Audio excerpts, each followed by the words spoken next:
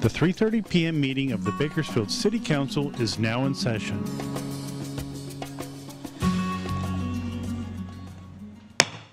Good afternoon. It's my pleasure to call to order the 3:30 regular City Council meeting of July 24th, 2024. Madam Clerk, please call the roll. Mayor Go. Here. Vice Mayor Gonzalez. Here. Councilmember Arias. Councilmember Weir. Here. Councilmember Smith. Councilmember Freeman. Here. Councilmember Gray. And Councilmember Core. Here. Welcome to all of you. In keeping with Council's new resolution, public statements are now received at different times depending on the item. I will call on the City Clerk to call for public statements at the appropriate time, so please listen carefully for the correct time to speak. If you wish to make a public statement, please fill out a public speaker card and place it on the tray next to the counter. On the counter. We ask that you mark whether you're here to speak on an item listed on today's agenda or on a matter not on the agenda. Speakers who do not identify a specific agenda item will be presumed speakers for the non-agenda portion of the meeting. If you're here to speak on an item not listed on the meeting agenda, you will be called first to speak. Statements are given a 2-minute time limit per speaker, 20 minutes per total for all non-agenda item public statements. If you're here to speak on an item listed on the agenda, I will call on you at the appropriate time. If public statements become disruptive and I have to clear the chambers to regain order of the meeting, you will be called in one at a time to provide your public statement when your item is called. Everyone in attendance is expected to adhere to the rules of decorum established by resolution of the City Council. Failure to abide by the city's rules of decorum, including any disruptive behavior that interferes with our ability to have an orderly and efficient meeting, prevents the City Council from conducting the business of the city. Consider this a first warning to everyone in attendance that conduct that disrupts this meeting may result in expulsion and or the chambers being cleared. Behavior that disrupts the meeting includes repetitive statements, shouting, interrupting staff or presenters during the meeting, speaking out of turn, outbursts from the audience, and surpassing the 2-minute time limit. Madam Clerk, do we have any public speakers regarding items not listed on the agenda? Mayor Go, we've received 2 public speaker cards for items not listed on tonight's agenda. The first public speaker is Walter Keenan, followed by Penny Martinez. Mr. Keenan?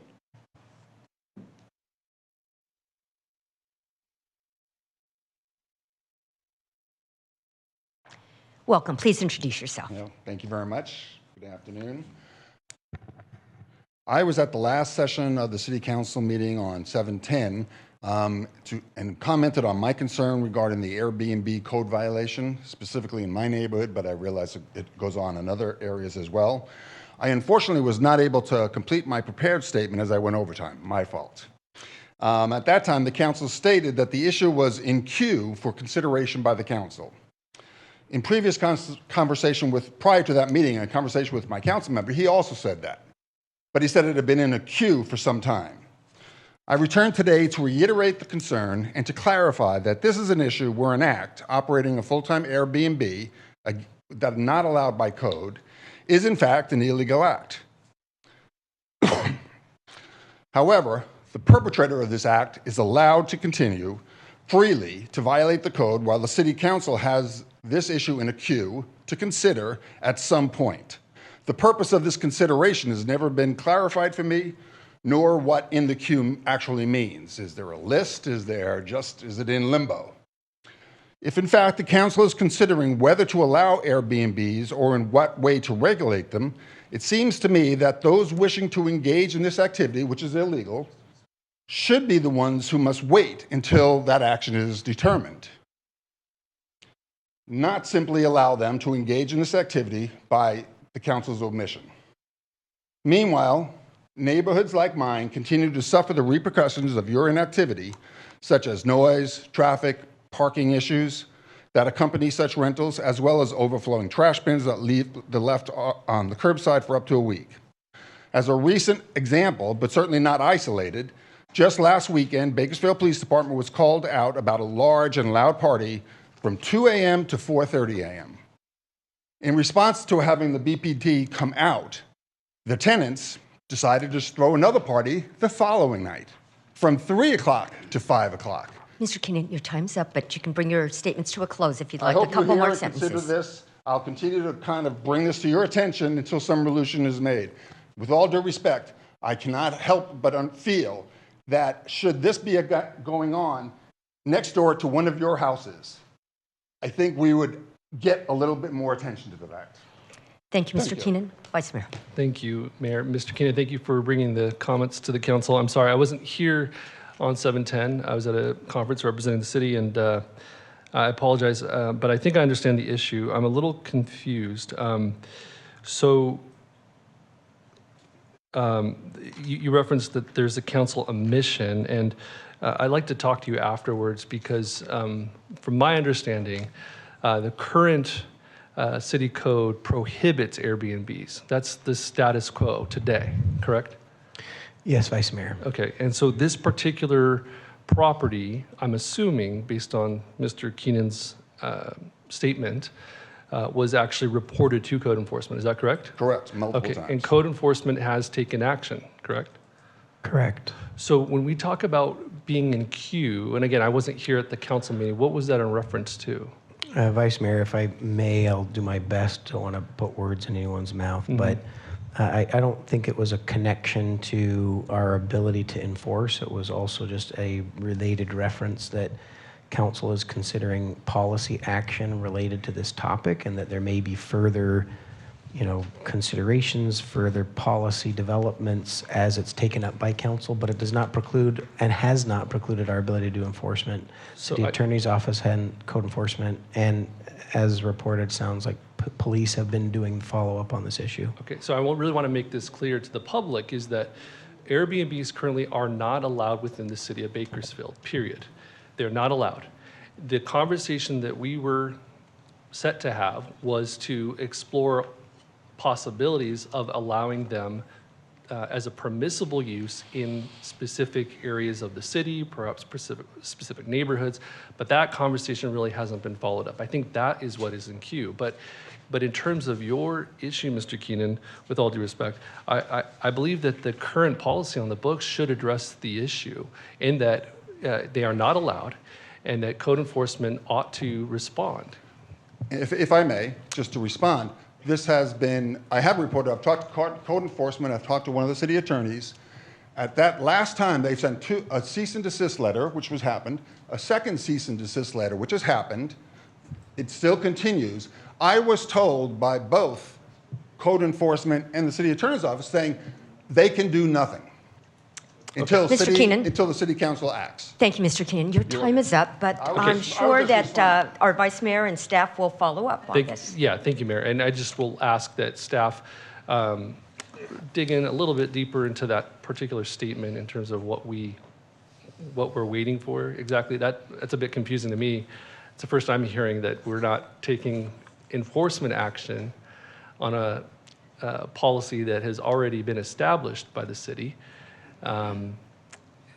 It's a bit, I'm a little bit perplexed on this one. So if we can just maybe have a sidebar after this conversation, I'd like to kind of dig in a little deeper. But I will make a referral that we continue the code enforcement action to address Mr. Keenan's concerns. Thank you. Thank you. Next speaker, please. Penny Martinez. Welcome. Please introduce yourself. Hello. Good I've had a afternoon. request Oh, I'm to speak sorry, in for quite a while. Okay, sorry, I didn't Should I see plant that. myself? Yes, Councilmember Freeman. Basically, I wanted to support Andre's follow-up direction because, we, as he said, it got discussed in committee. It very controversial. And then we got into all the complexities. If we did have a program, maybe it should only be in certain wards or certain areas of the cities. It got very bogged down because there's a lot of opposition. And I had remarked that in my area, I'd had a couple of them. And in both cases, I talked to city attorney, Jenny. She said, yeah, we followed up. And eventually, I think we had to send him the final letter. It was $10,000 a day if it didn't stop. And I thought there was going to be violence on the street because exactly what this gentleman described happens more than it should. Not with all of them, but running a big hotel next to someone's home who has children or doesn't feel safe. I mean, you can't stop this type of thing once you start it. And we got rid of it. 2 of them by these letters, and eventually, I think it was like a fine at $10,000. When they finally just kept ignoring it, then the final letter came, and that's when they stopped. And there was never any direction given at our committee level or any other that we will no longer enforce our codes. If we someday come up with a policy that certain kinds are allowed, fine. That we have some much bigger priorities right now in all these committees for ordinances and stuff that might come back. But no one ever said, don't enforce our laws as they exist right now.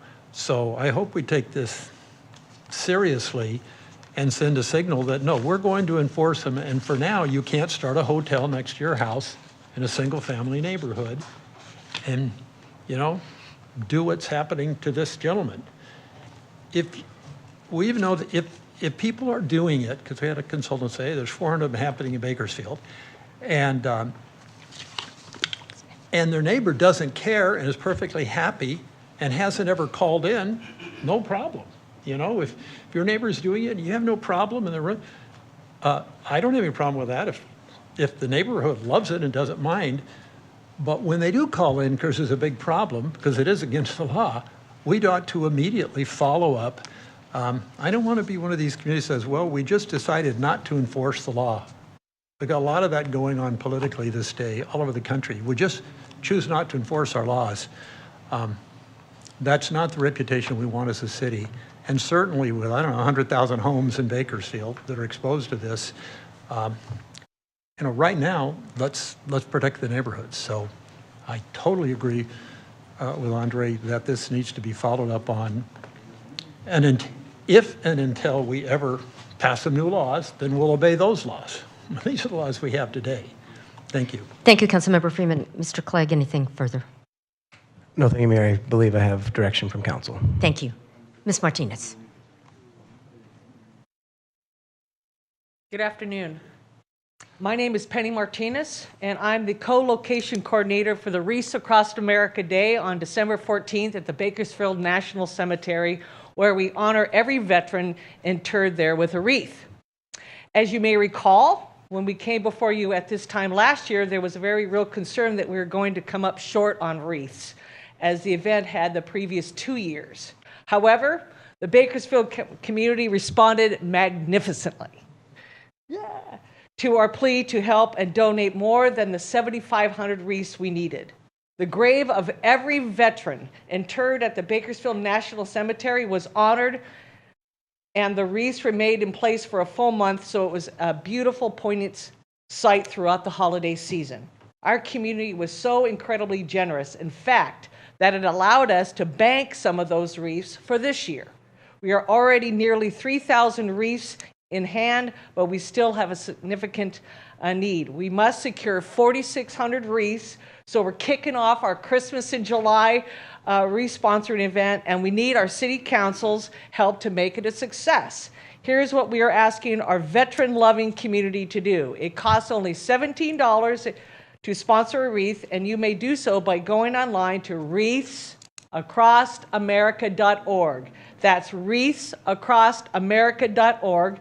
Type the Bakersfield National Cemetery location in the Sites search engine. Select a favorite local sponsorship group like the Civil Air Patrol or the Bakersfield Police Department and order your wreaths. The big news this year is that Wreaths Across America was also to be celebrated the same day at the second Kern location, which is the North Kern Cemetery in Delano, which is great, where they plan to honor the 2,222 veterans interred there. Local folks can also sponsor wreaths for that location as well. So please mark your calendars for Saturday, December 14th, and plan to join us the open ceremonies at 9 a.m. and in laying the wreaths on each grave site for those who served. Thank you, Ms. Martinez. And I have some information here. Can I give to? Yes, you can. give it to the city clerk or just leave it right there on. Thank you. And thank you for your leadership. It's always a beautiful, beautiful time of the year there, and I encourage all of us to participate. Anybody else interested? I'll leave some of these flyers there and grab them. We need all the help we can get. I really appreciate your support. Thank you very much. And Madam Clerk, for the record, Councilmember Arias entered at 3:52. Next item, please.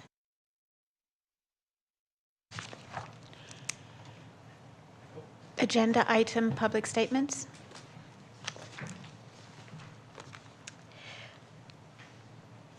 Madam Clerk, do we have any public speakers regarding items listed on this afternoon's agenda? Mayor Go, we've received 2 speaker cards regarding items listed on tonight's agenda.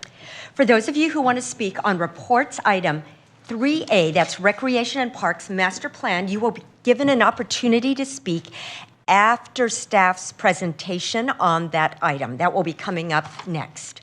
Madam Clerk, next item, please. Reports item 3A, Recreation and Parks Department Master Plan. Recreation and Parks Master Plan presentation and report to Council from MIG Inc., the consultant, and 2 Recreation and Parks Master Plan be made available for review. Thank you. Mr. Clegg? Thank you, Mayor and Council. We're at the culmination of a lengthy master plan update for our parks and recreation. And our director, Rick Anthony, will introduce the topic and we'll go through. And I will forewarn council that this is a meaty topic worthy of conversation. And so a fair number of slides and content, but we'll make sure there is time for comments and question and answer. Thank you. Welcome, Mr. Anthony. Good afternoon. Rick Anthony, for the record, Director of Recreation and Parks.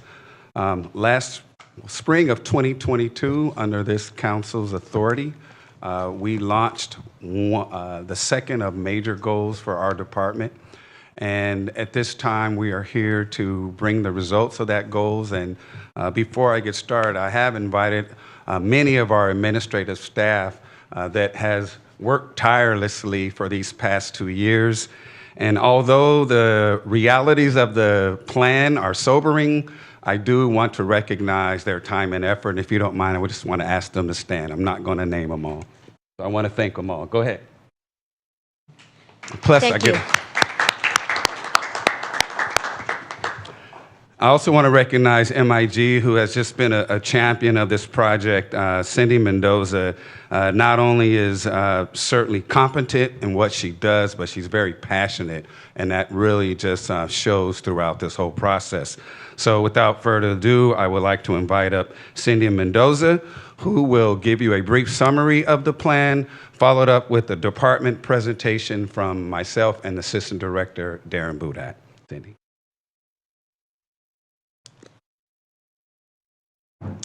Welcome, Ms. Mendoza. Thank you so much, and thank you, Rick Anthony, for the fabulous introduction. I am super excited to be here today to be able to present to you this final draft of the Recreation and Parks Master Plan. I'm Cindy Mendoza, Director of Park and Recreation Planning with MIG. I've been working in this field for 30 years, and I have to say, working with this community has just been an absolute joy in terms of the support that we've received from council, city staff, our stakeholders, other residents. So it really is an honor to be able to, at this point, share with you the drafts that we have. And for some reason, the clicker is not advancing slides.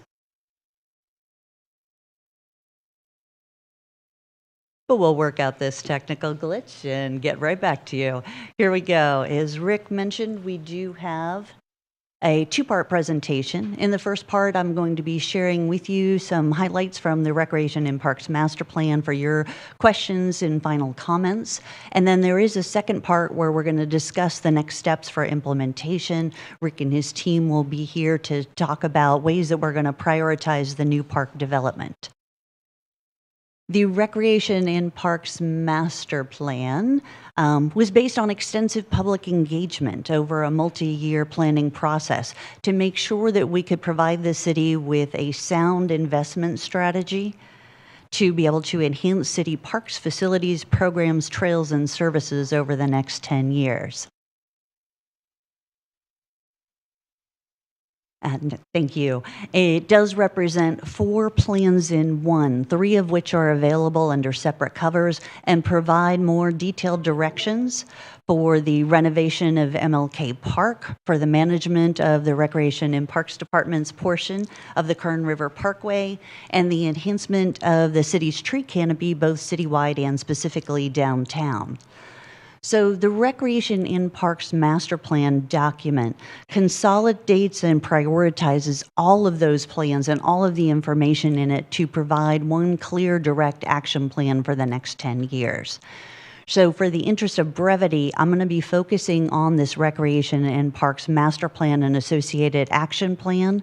But if you do have questions about the other separate standalone documents that contributed to this, we are happy to address those as well.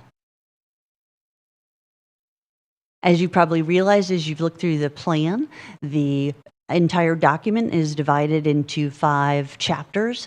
Those chapters are considered the public-facing portion of the document. In other words, they're intended in a very direct way to address the key needs and opportunities that the community has advocated for to be able to enhance the park and recreation system. However, there are also 6 appendices. These represent the additional detail that staff will need to implement the plan going forward, ranging from things such as the inventory to details on the funding evaluation that was conducted by Economic Planning Services to ensure funds will be on hand to move this plan forward. So these appendices also present the analysis that support the conclusions that are in the main document. When we started this planning process, we set out to create a plan that was inclusive of your diverse community needs, balanced in terms of representing the variety of needs in this community, as well as innovative in being able to respond to those. However, the key things that we set out to do and have achieved are creating a plan that is both strategic and actionable. What that means is this is not a pie-in-the-sky plan. This is not a wish list that we assume will sit on a shelf. It has identified a level of service that is reflective of the enhancements the community wants to see, but is realistic and achievable and was refined through work with council members to get to the plan that we see here today. In Chapter 1, Chapter 1 sets forward the 4-phase planning process and acknowledges that the city's park system, including parks, facilities, trails, trees, and natural resources, as well as recreation programs, have been important historically, but more so moving forward, these elements are poised to help the city usher in a new age of community livability. So they are critically important to attracting new residents to the city, supporting your economic diversity, and really setting the stage for a high quality of life. Chapter 1 also notes the coordination that has been done with other planning efforts. I'm able to stand here today and tell you that there is consistency between our plan and what's in the active transportation plan, and coordination that was done with the general plan update that is already in motion, so that you will find that these documents together provide the guidance needed to enhance your park and recreation system. Chapter 2 provides an overview of your existing park and recreation resources, as well as the services that are provided by the Recreation and Parks Department. This is important because it includes an updated inventory of your entire system to be able to track and make plans for all of the different resources that are required for successful parks and recreation. That includes developing a new classification system that divides parks based on their function. So it identifies the fact that you have small neighborhood parks, large neighborhood parks, and community parks that are intended to be more local serving, but then also regional parks that serve citywide and the region beyond, as well as natural areas and parkways that provide connections to natural resources in Bakersfield and special use sites such as the McMurtry Aquatic Center.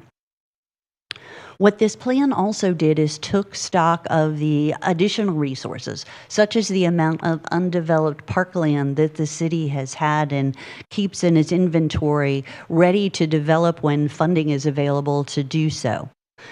You're going to hear a lot about these undeveloped sites because they are super important to residents and also to council. And so I want to clarify that these include 10 sites that are intended to support local neighborhood park and community park needs. It includes acreage at 2 sites, the Bakersfield Sports Village as well as Mesa Marin, that are intended to supplement the regional and community facilities at those sites.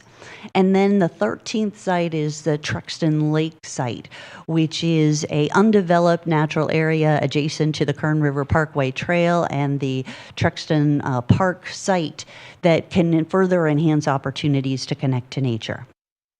You'll often hear us talk about, in total, 13 undeveloped park sites, but our focus mainly is on the 10 that we'll talk about that are going to meet local needs.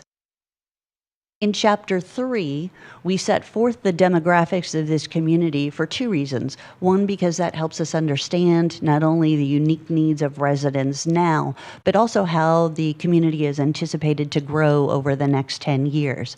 It also helped us benchmark our outreach and engagement activities to make sure that we were hearing from residents who are diverse in terms of ethnicity and culture, in terms of age, in terms of the place that they live across the city, as well as abilities and interests. And through an extensive public outreach plan that included 5 formal advisory groups, 4 surveys, and all of the activities you noted here that I'm not going to go into detail because we've shared these activities with you before, we were able to identify the cross-cutting themes that were most important to residents to see that will help frame the recommendations and action plan that are noted here in this document.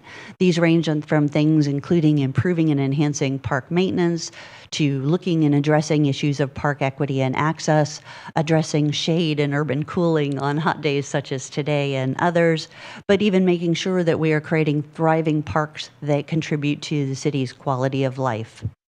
And I do want to pause, in addition to the city staff who have been so valuable through this planning process, I would like to acknowledge all of the stakeholders, partners, and residents who contributed to this planning process, shared their insights, and even council members as well as our other advisory group members who worked with us to refine the recommendations in this plan.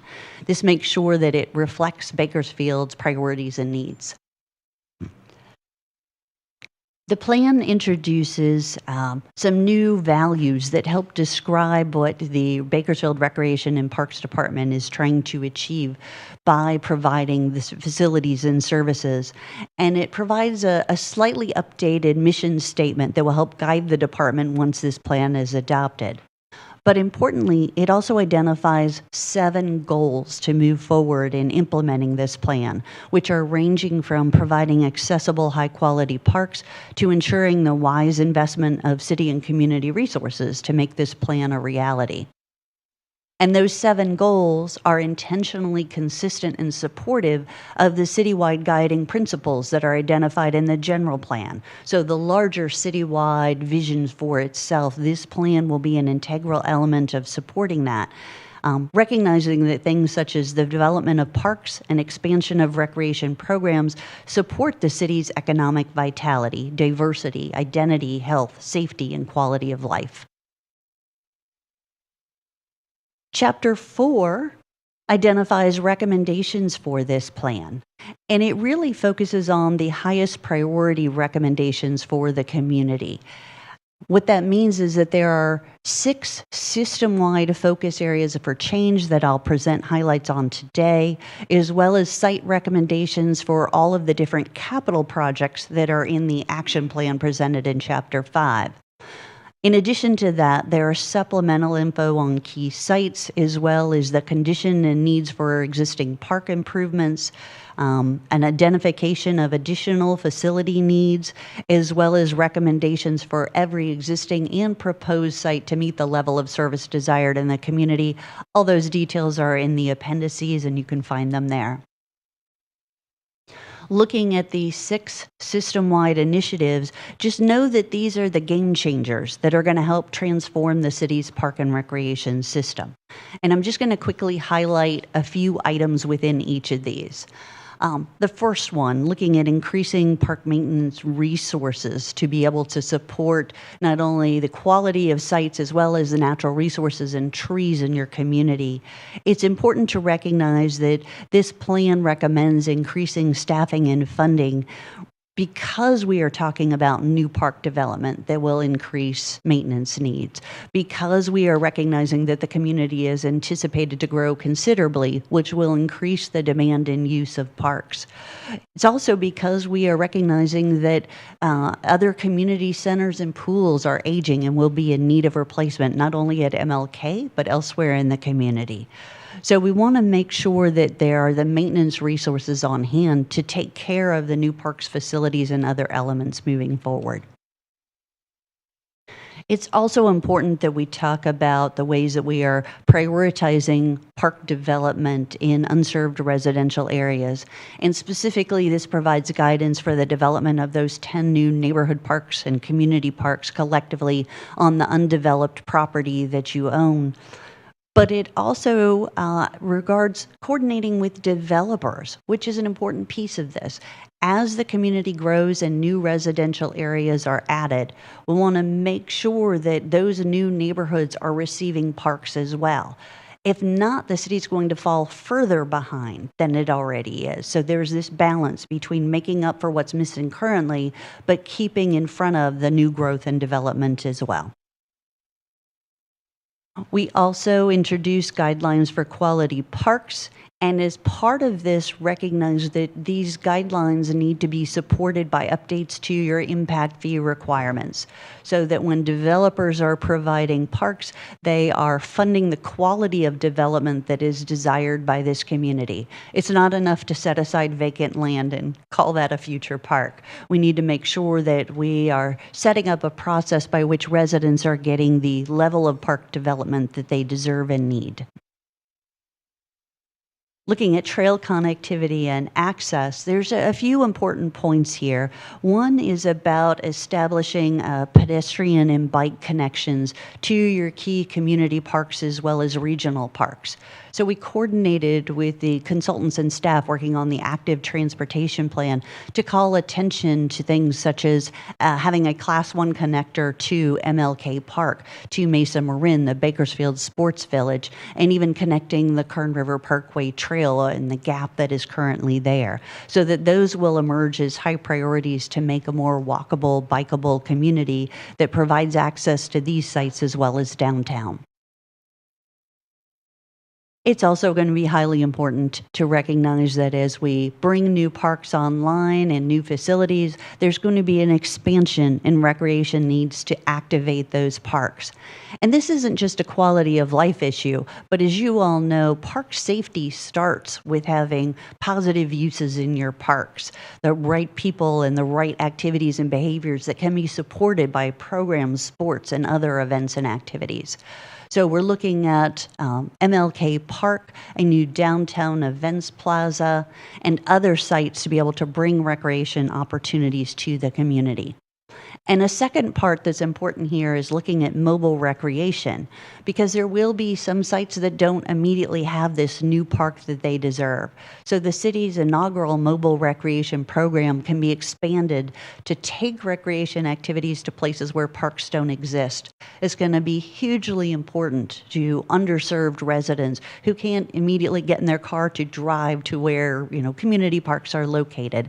Instead, the department will have an opportunity to bring activities to those residents in need.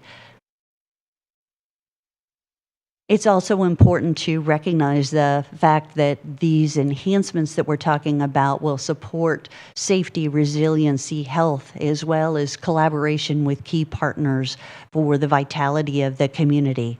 And so these recommendations address things such as the need for continued emphasis on the successful park ranger program, for example, that has been a game changer for many sites, but also leveraging other health partners who are interested in supporting different types of programs and facilities in your parks. So we can take advantage of the resources that these other partners and volunteers bring to the table. And I went quickly through what is many, many detailed recommendations, But I want to say that these system-wide changes are also accompanied by details with regards to capital projects. So every existing site, the department has direction on what's going to be needed, not only in the next 10 years, but in beyond that. Every proposed site is documented in this plan as well. But together, all of these recommendations had a price tag that exceeded $500 million, which really wasn't feasible to implement in the next 10 years. So if you recall, we kind of paused the project to go back out to the community to have a prioritization survey, to work with our project advisory committee, and then to work with you all with sit-down one-on-one meetings to really refine a proposed action plan into the final version that you see here today. And what that means is that we now know this action plan is more reasonable and realistic for this community. That action plan should look very familiar to you all because we had an opportunity to talk through it. So I'm not going to go into detail about all of these, but I do want to point out a couple of key things. The first two items on the list, the development of those 10 undeveloped sites, as well as the revitalization of MLK Park, represent previous commitments that were made to the public. So even though they're listed as 1 and 2, we kind of describe those as 1A and 1B in terms of things to move forward. They are critically important. The third item, continued repair, replacement, and park enhancements, is a larger price tag focused on your existing parks. Now, you all know that over the last 5 years, there was a substantial effort to use PSVS funds to address deferred maintenance needs, highly successful in addressing some maintenance issues that had been neglected for years to create the quality park system that you want to have now. So this additional funding item is looking forward over the next 10 years and potentially beyond, recognizing that many items in a park have only a life cycle of 10 to 15 years. So that means that there will be future repairs and replacements. And you do have other pools that are aging, for example. So not all of this $70 million may be spent in the next 10 years, but it reflects that ongoing asset management that every park system needs to receive. And then finally, the last two items, I want to call attention to those as well. They are not costed here in part because the trail development will be costed through the active transportation plan, again, in coordination with us in terms of what some of those priorities are. And the new parks in residential areas are anticipated to be funded through an increase in the park impact fees and park development fees.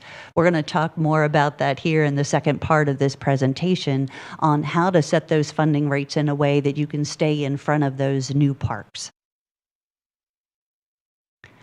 It's important to recognize, as the city manager pointed out when we discussed the action plan last time, that this is an enhancement beyond what the city has spent previously. But even in the last 5 years, the city has spent over $106 million. So it's not entirely out of reach. It recognizes that there has and will continue to be this right level of investment to update the park system. And so this allows us to reflect on the fact that additional funding will be needed to enhance the funding sources you have, but you're already 1/3 of the way there in terms of the funding that's needed to carry out these recommendations. But the plan makes it clear that it's not just about the capital projects that are in the action plan. We also need to talk about the ongoing maintenance, recreation, programming, and operations of the system. So the plan presents the detailed guidance to look at the park system in a financially sustainable way. It provides guidance on the needs for expanded staff for the MLK Community Center when it is revitalized, as well as the pool. It identifies what kind of needs will exist for additional maintenance staff, not only for parks, but for also streetscapes and the tree canopy, because the department plays an important role in the beautification of the entire city. And then it also identifies needs for additional ranger staffing. you will find that there is extensive analysis and evaluation of funding strategies, existing funding sources, to be able to identify the right mix of funding that will be needed to support capital and operations going forward. And so there are a number of recommendations, again, starting first with updating those park impact fees, park development fees to right-size those, but also pursuing grants, as you know, is already underway for MLK Park. And then considering some additional funding sources, such as potentially a revenue bond, exploring the community's appetite for a general obligation bond, potentially in time. Not required, but many communities are exploring those now as residents are looking at a desire for higher quality recreation and parks opportunities. But looking at other funding sources as well, including donations, sponsorships, and partnerships, as well as right-sizing fees to keep an affordable programming and recommendations for the entire system.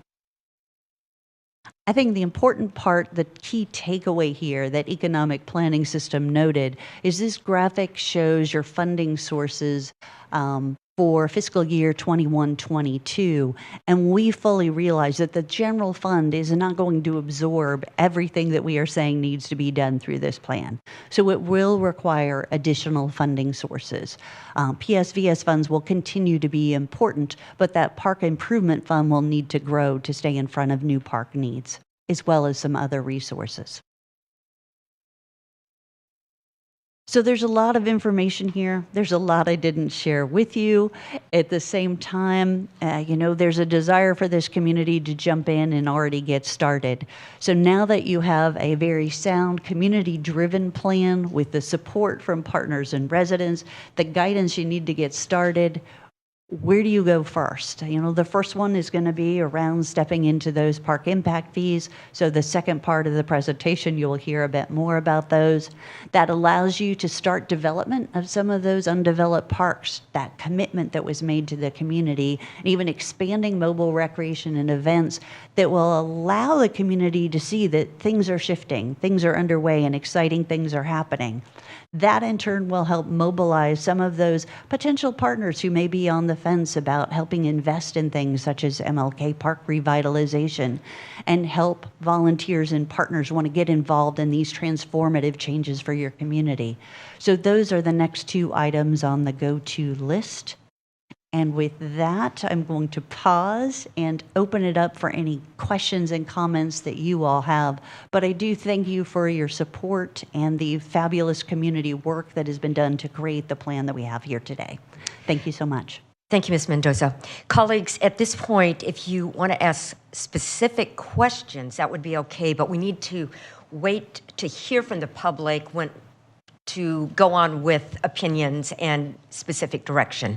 So the public will have an opportunity to offer comment after the staff presentation, and then we'll take more comments from you. If you have specific questions for Ms. Mendoza right now without offering guidance, you can go ahead and request, or just wait till later.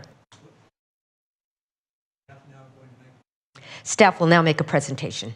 I'll hold off my questions. Okay. Thank you, Ms. Mendoza. And now, Mr. Anthony.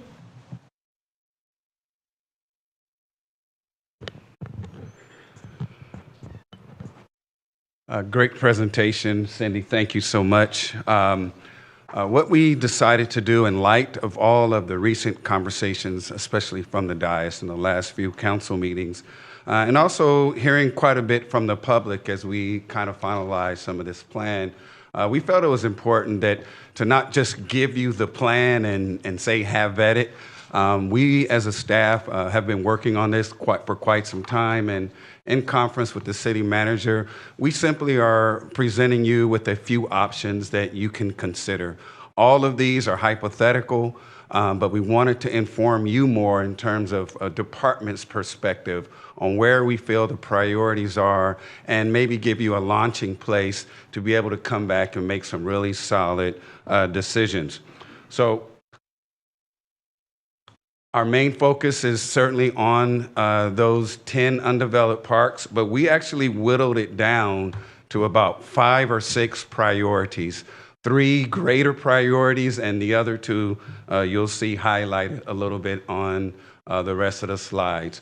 I'm going to walk you through a little bit of kind of how we got there and then turn it over to Darren to show a little bit of the modeling, and then happy to answer any questions.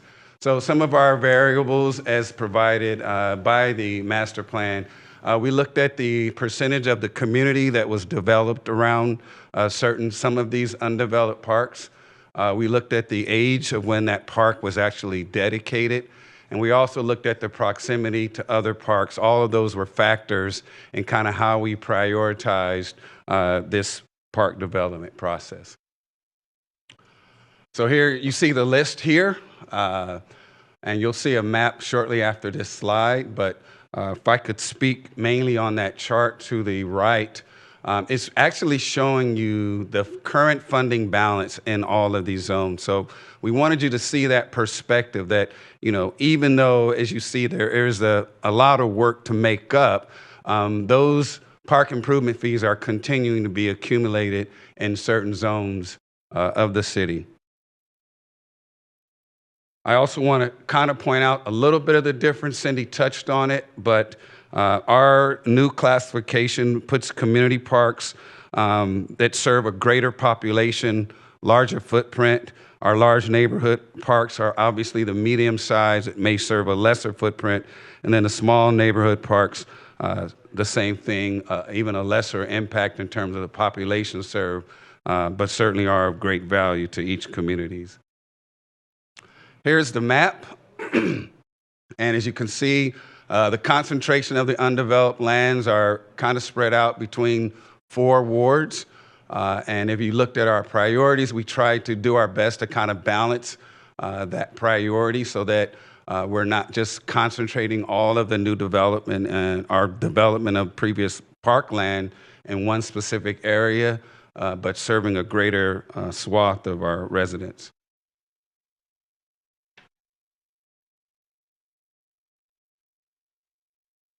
Going through a little bit more of the details of the park. As I mentioned before, the first 2 parks, you can just tell by the acreage, there are larger parks, considered community parks. They will have greater amenities and a greater population that they serve. I can call attention to Palladino Park as well, because that is a combination of both the park site and the potential future fire station. I have been in conversation with the chief, and just with the growth that is expected to happen fairly quickly, he does anticipate that he will need that 2 to 3 acres of that particular site. So it'll be very similar to Stone Creek, but that park kind of was raised to number 2, and it was very close between 2 and 3. Even 4, we've gotten a lot of community feedback about that park. But again, this is just our prioritization, certainly for the council to consider. And so before I turn it over to Darren, I just want to give you a little bit of additional context.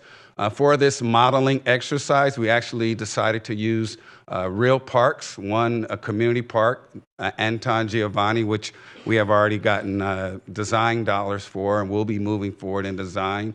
That is a 16-acre park. It's also important that we have a parking lot that's already developed there through a partnership with the Panama Buena Vista Union School District. And we actually hope to kind of build on that partnership to see if there's any further shared use.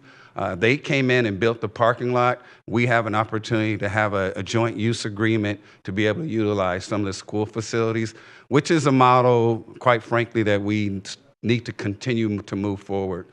We also have Alondra Park, which is a small neighborhood park, and you'll be able to see the differences of where we are in our developer fees, as well as our level of service proposals. Here is an example of what we feel as a department, if I can just kind of put it bluntly, is our skin in the game. I don't feel that there's a lot of support to make this a policy moving forward, and we're talking about the reduction in amenities, but certainly it could be a solution to get us out of this hole that we're currently in. So what you see is a current build. That's our typical amenities for full park build out. The semi-base certainly considers some moderate reductions in those amenities, and you can see some of those amenities being called out with the red lines, reduced or eliminated. And then you have your basic park bill, which is a significant reduction in park amenities. So these are all just, again, options for you all to consider to help find the solutions that we certainly are looking for. And before Darren gets started, I think this is an important slide as you begin to see the numbers of the potential for fee increases. But we do have our comparable cities list, and it just reflects a little bit of the park fees. Not all of them are apples to apples. Their formulas are a little bit different. And one just quick example, if you look at the city of Anaheim and you notice that their multifamily park fees is actually more than the single-family park fees, and it is because they consider, when they do multi-family park fees, they lump together maybe 2 to 4 units, depending on, I believe, the size of the rooms, whether it's 1-bedroom facility to 2 to 3-bedroom facility. So when they say multi-family, it could encompass multiple dwelling units within that multiple family unit. So at this time, I'd like to invite up Mr. Budak to talk about his modeling and how we came to some of these pie charts. Welcome, Mr. Budak. Good afternoon, Mayor, Council. Darren Budak, Assistant Director of Recreation and Park Department. What I'm going to do in the next few slides is illustrate and discuss some of the models that Rick had mentioned and sort of show some of the funding gaps based on the current models, and then we'll get into a little bit of the development fees. So as you can see in this first one, going left to right, that would be our current build model. We would collect about $2.8 million out of that $18 million as current fees are structured. And then going down to the right over to the semi-base and then over to the base model, you can see how that funding gap gets better, but it's still significant for Anton Giovanni Park. And one thing to remember as I go through this is Anton Giovanni Park is a 15-acre park, and the Alondra Park is a 5-acre park, and they have very different service levels. So, and you'll see that reflective in the charts. So, okay, now moving on to Anton Giovanni. In this scenario, what we did is we just picked a $1,047 increase to developer fees, which is a 50% increase. And as you can see, again, going left to right, you know, the impact it has on that funding gap from fees collected to what would have to be supplemented. This would raise the fee collections from $2.8 to $4.2 million based on the formula and model we use. And then, out of the way. On this scenario, we increased the fees $2,095 up to $4,190 and ran the same scenario across. And as you can see, as we get down to the base model, we're at about 57% of funding we would have collected through this. And in this model, we would have collected $5.6 million for the service area. So again, now this one, I really want to point out that Alondra Park is a 5-acre park. It's only 1/3 the size of Anton Giovanni. So you're going to see the numbers. You'll see a significant difference, but it also has a service area.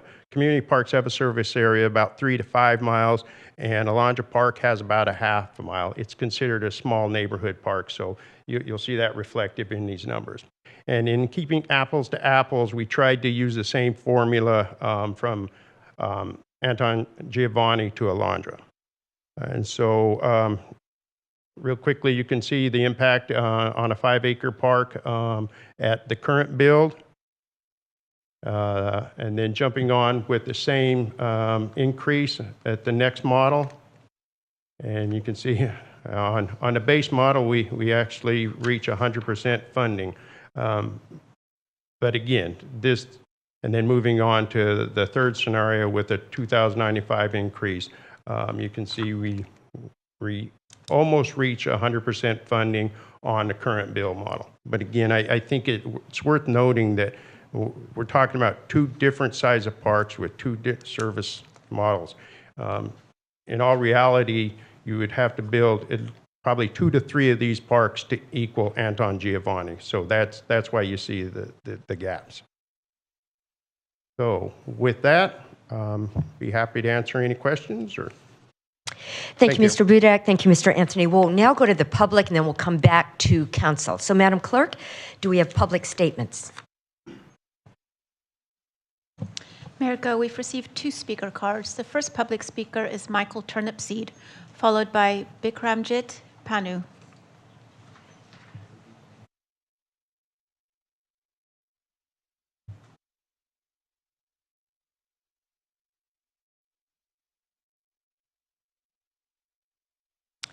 Welcome, Mr. Turnipseed.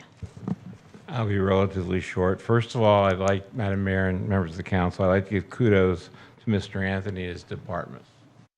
This is the first time I can ever remember seeing a presentation ready before the meeting.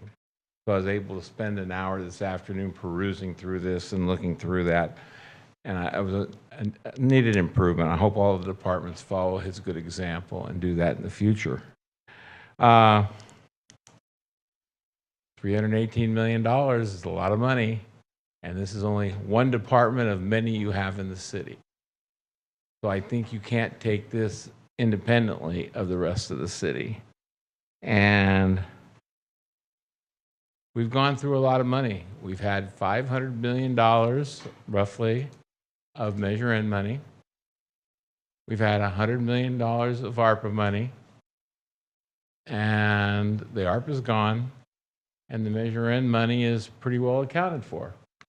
So it's going to take really some creative thinking to figure out how you're going to make this work. Thank you for your time. Thank you, Mr. Turnipseed. Next speaker, please.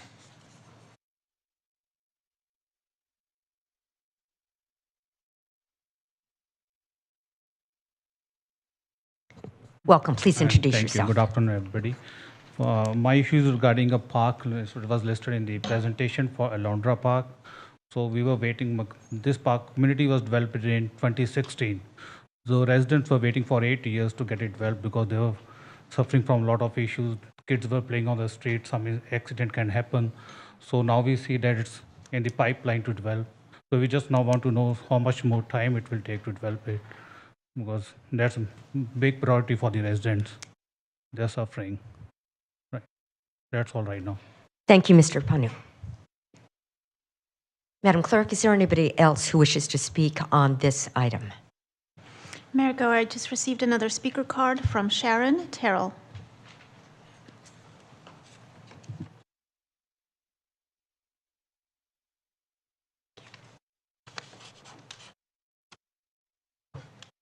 Welcome. Please introduce yourself. Hi, my name is Sharon Terrell, and the reason why I'm here, besides this being the coolest place in Bakersfield, is to give out a great big thank you. Thank you, Mayor. Thank you, Mr. Gonzalez. Thank you, Gary. Thank you.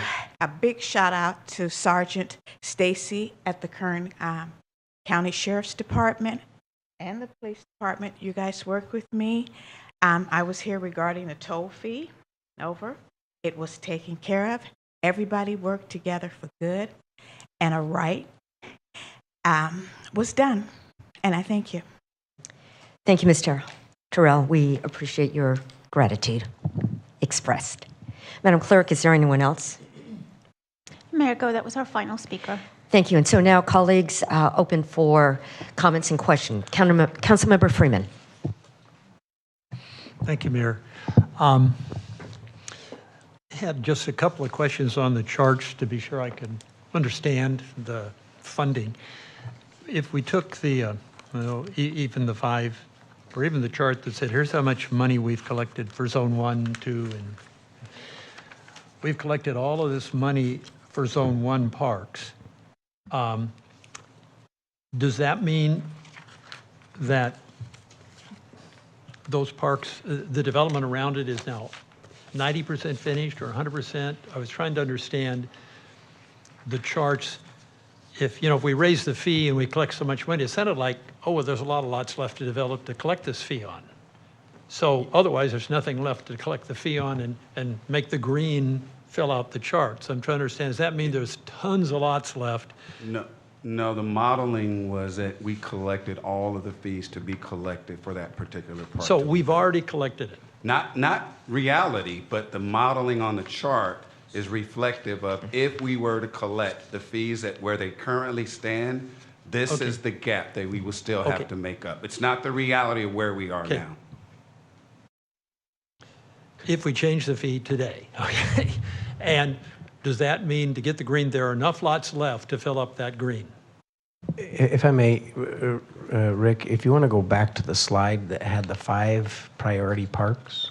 Yeah, I think it's page 34. So are there enough lots one left? One forward, Rick. Yeah. So, oh, sorry, no, not that one. Keep going back. The one with the green chart, the pie, your scenarios. Oh. This one right here, Chris. Yes. So, Councilmember Freeman, on this chart, it shows for those 5 parks, how many of the lots have been built and collected. So the first one, 90%. The second one is only 30%. So there still are 70% of lots that will support that park to be still. Okay, so do the green charts reflect the current situation that, hey, this Palladino is only 30% developed, so if we implement the increase in fee, we could fill the green up, whatever it said, 3/4 we could collect the money. Not that, so there is enough time left if you raise the fee to collect whatever the pie chart said on that one. Maybe it said we could get 75% of our money, there'd still be a gap. Yeah, so for those that have a lower build out rate, I would say yes. Number 1, Anton Giovanni. Number 5, Alondra. They're 90 and 80% built out respectively. Not as much opportunity to catch up on those, but some of these others, yes, we could catch up. Was that, let's take Anton Giovanni, because it says it's 90% developed. Can you find the chart on that, the scenarios, the 1, 2, 3 increases? Well, Anton Giovanni says that it's 90% developed, but we're still going to have a 3/4% gap when we finish. So what happened to the 90% fees we collected? I think the reality is that the fees at the $2,000 per unit did not generate sufficient revenue, and in particular because it's such a large park. Is it? Okay, because of the size, instead of being a 10-acre park, and this was, I can't remember the date. Is this a particularly old? Yes, it's very old, and it's 16 acres, and so that 16 one's acres, I just read the date. Maybe the park fee was $1,000 a unit. Okay, so the chart just says at the current level, there's a gap, and even under your, cost engineered base case, basically, the general fund or our measure in funds will have to fill the gap.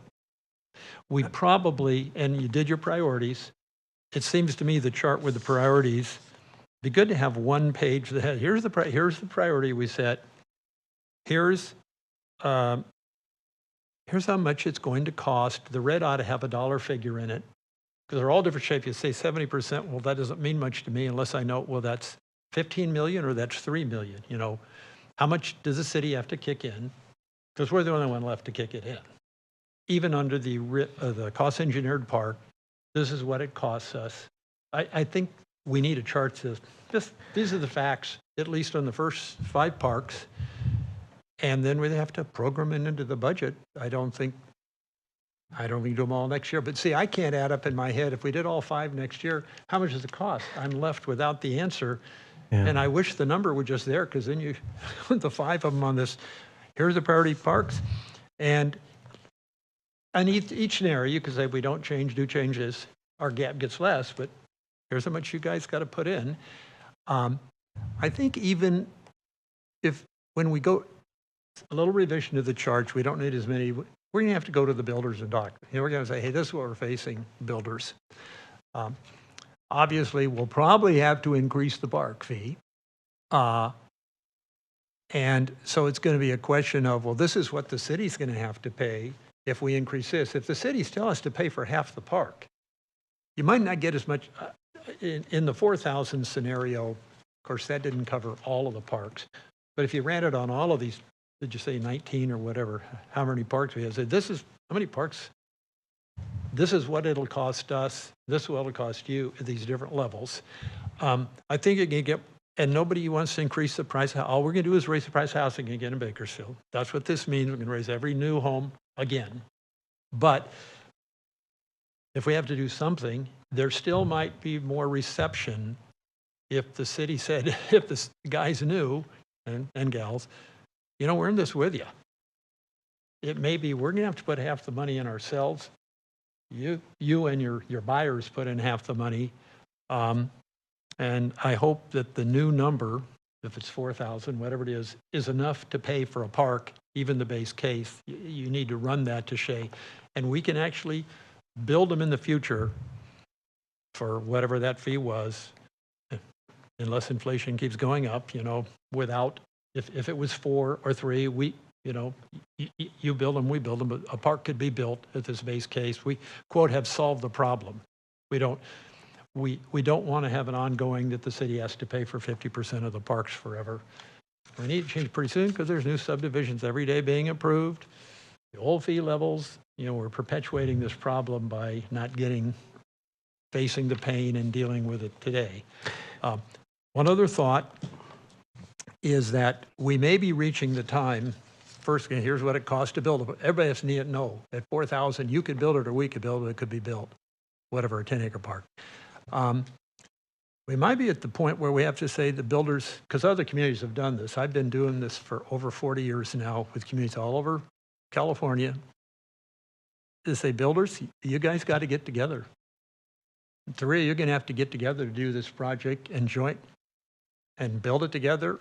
Builders have done that.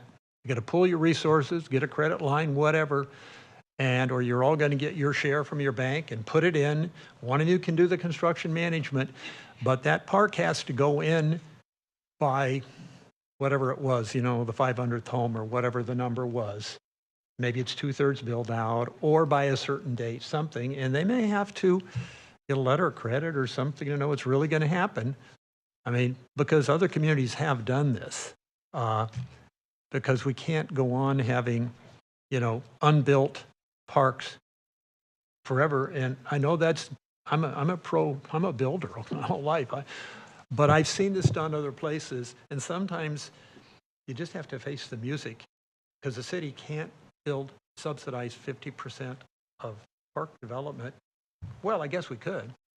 We could say that is a policy in Bakersfield. We want a quality of life, and that's where some of our Measure N funds have to go in the future.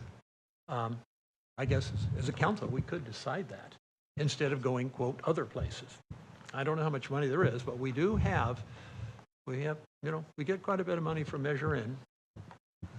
We had to devote 10 or 20 million a year to our parks.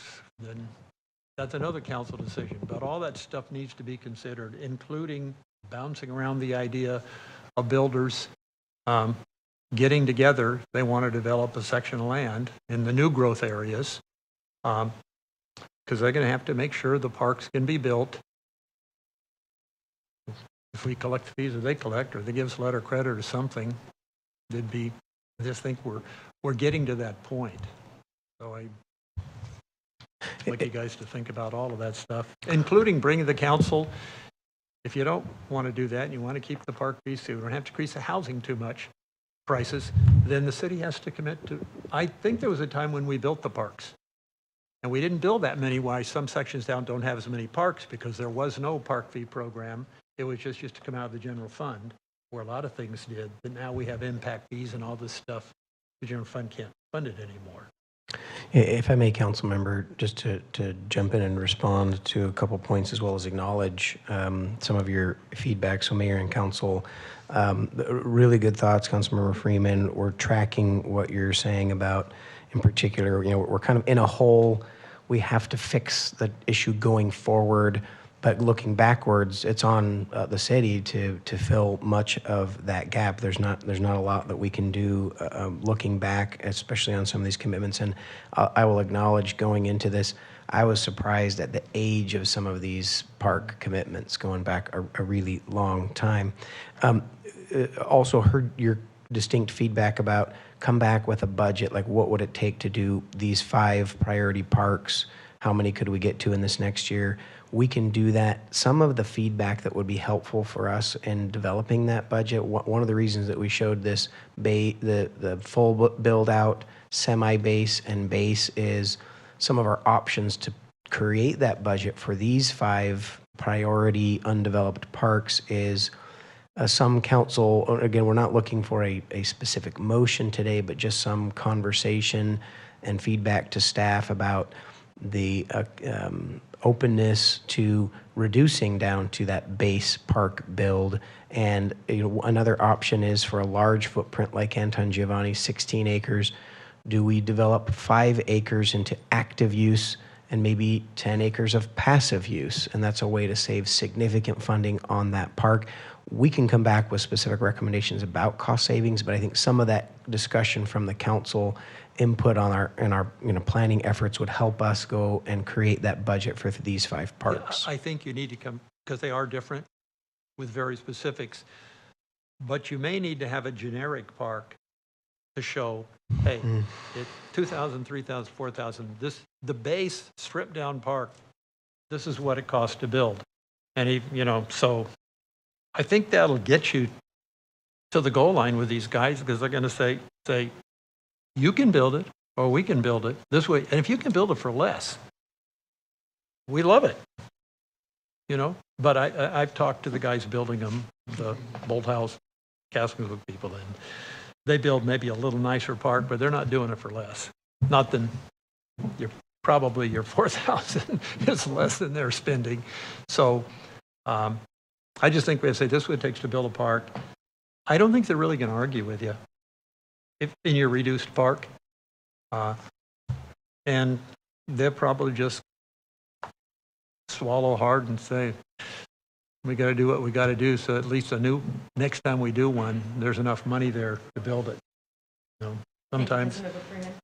Thank you, Councilmember Freeman. Vice Mayor. Thank you, Mayor.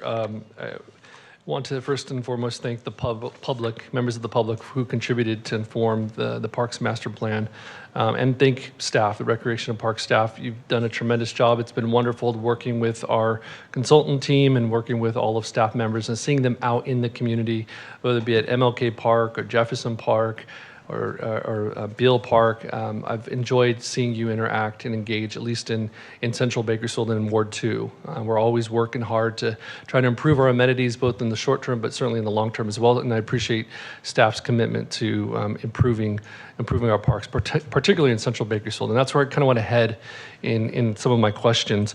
I want us to focus in on the Parks Master Plan overall. I think the question regarding the new undeveloped parks and the developer fees, I think that's a longer conversation that we ought to have probably in subsequent meetings. But I do want to just spend a few moments with the overall master plan presentation, ask Mr. Anthony or perhaps the consultant team.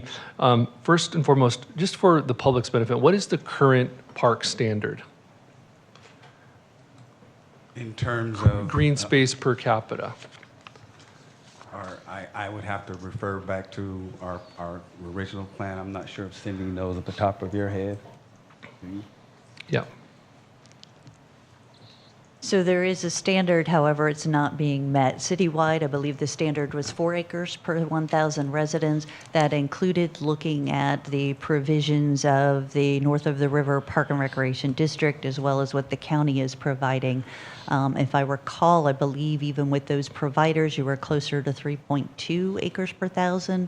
And the city alone, we were shooting to increase that to see if we could get you to closer to 3 acres per 1,000, but it was more in the 2.5 acres per 1,000 range. If we implement the Parks Master Plan in its entirety, where will we be?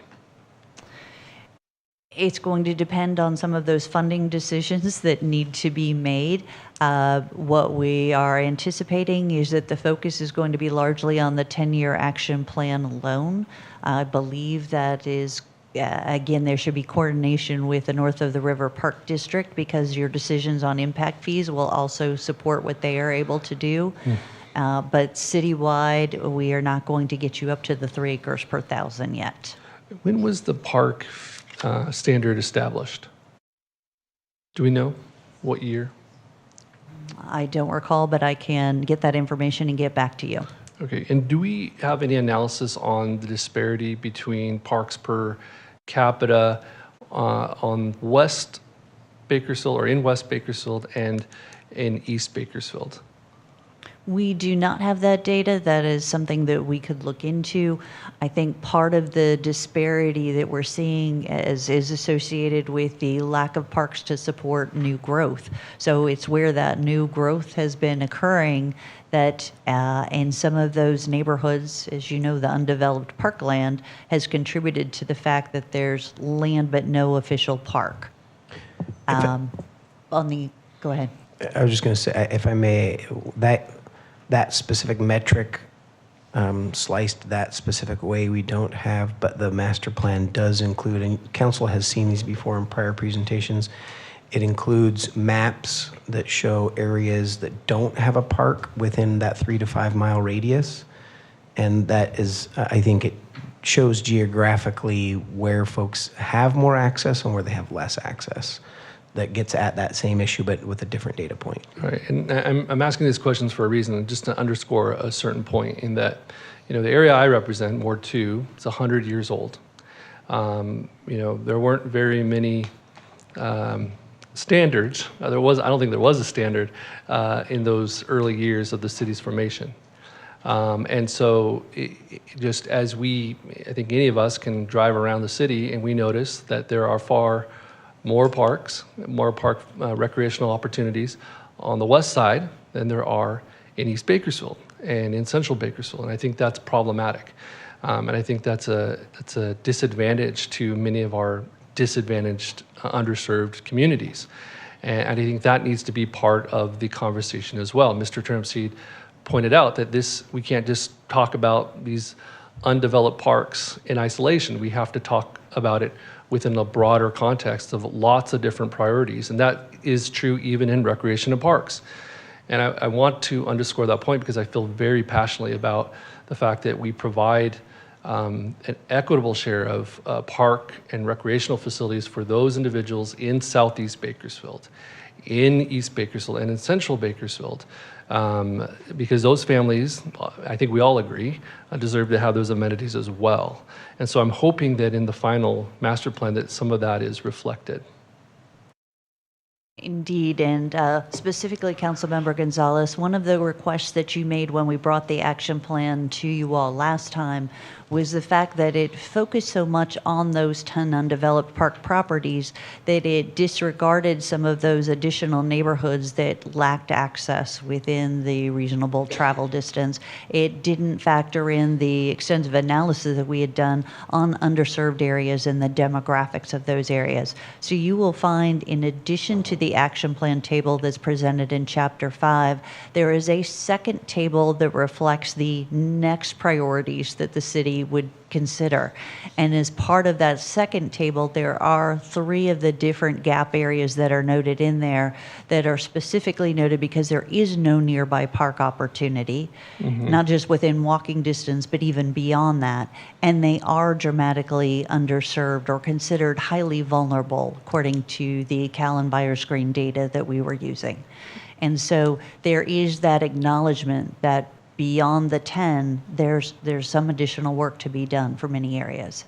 I appreciate that very much. And the next point I'll make is that some of our existing parks are fairly old, particularly in Central Bakersfield and Ward 2. And we've done a good job, and Recreation Parks has done a tremendous job on deferred maintenance issues over the last few years. And thankfully, because of Measure N, we've been able to make some significant investments in trying to get at that. And yet, there are still issues that persist. One example is at Saunders Park, And actually, I was there last night, and Julie, I don't know if you have the image available, but I'd like to show it. But there are, I just want to give my council colleagues who may not be familiar with some of these parks what the current status is on some of these facilities. These are city parks. This is a tree. Excuse me. This is a lamp. Street. It's not a street lamp. It's a light pole that apparently has fallen apart. But this isn't the only one in the park, and this isn't the only park with these types of just blatant issues. And I think that, again, as we're talking about new parks, as we're talking about all of these wonderful ideas that I support, we cannot lose sight that in our existing parks, there are continued issues and there are significant needs. We're still waiting for the completion of the electrical work at Beale Park, for example. We're still waiting for the complete restroom at Jefferson Park. We have significant issues with the tennis courts at Centennial Park.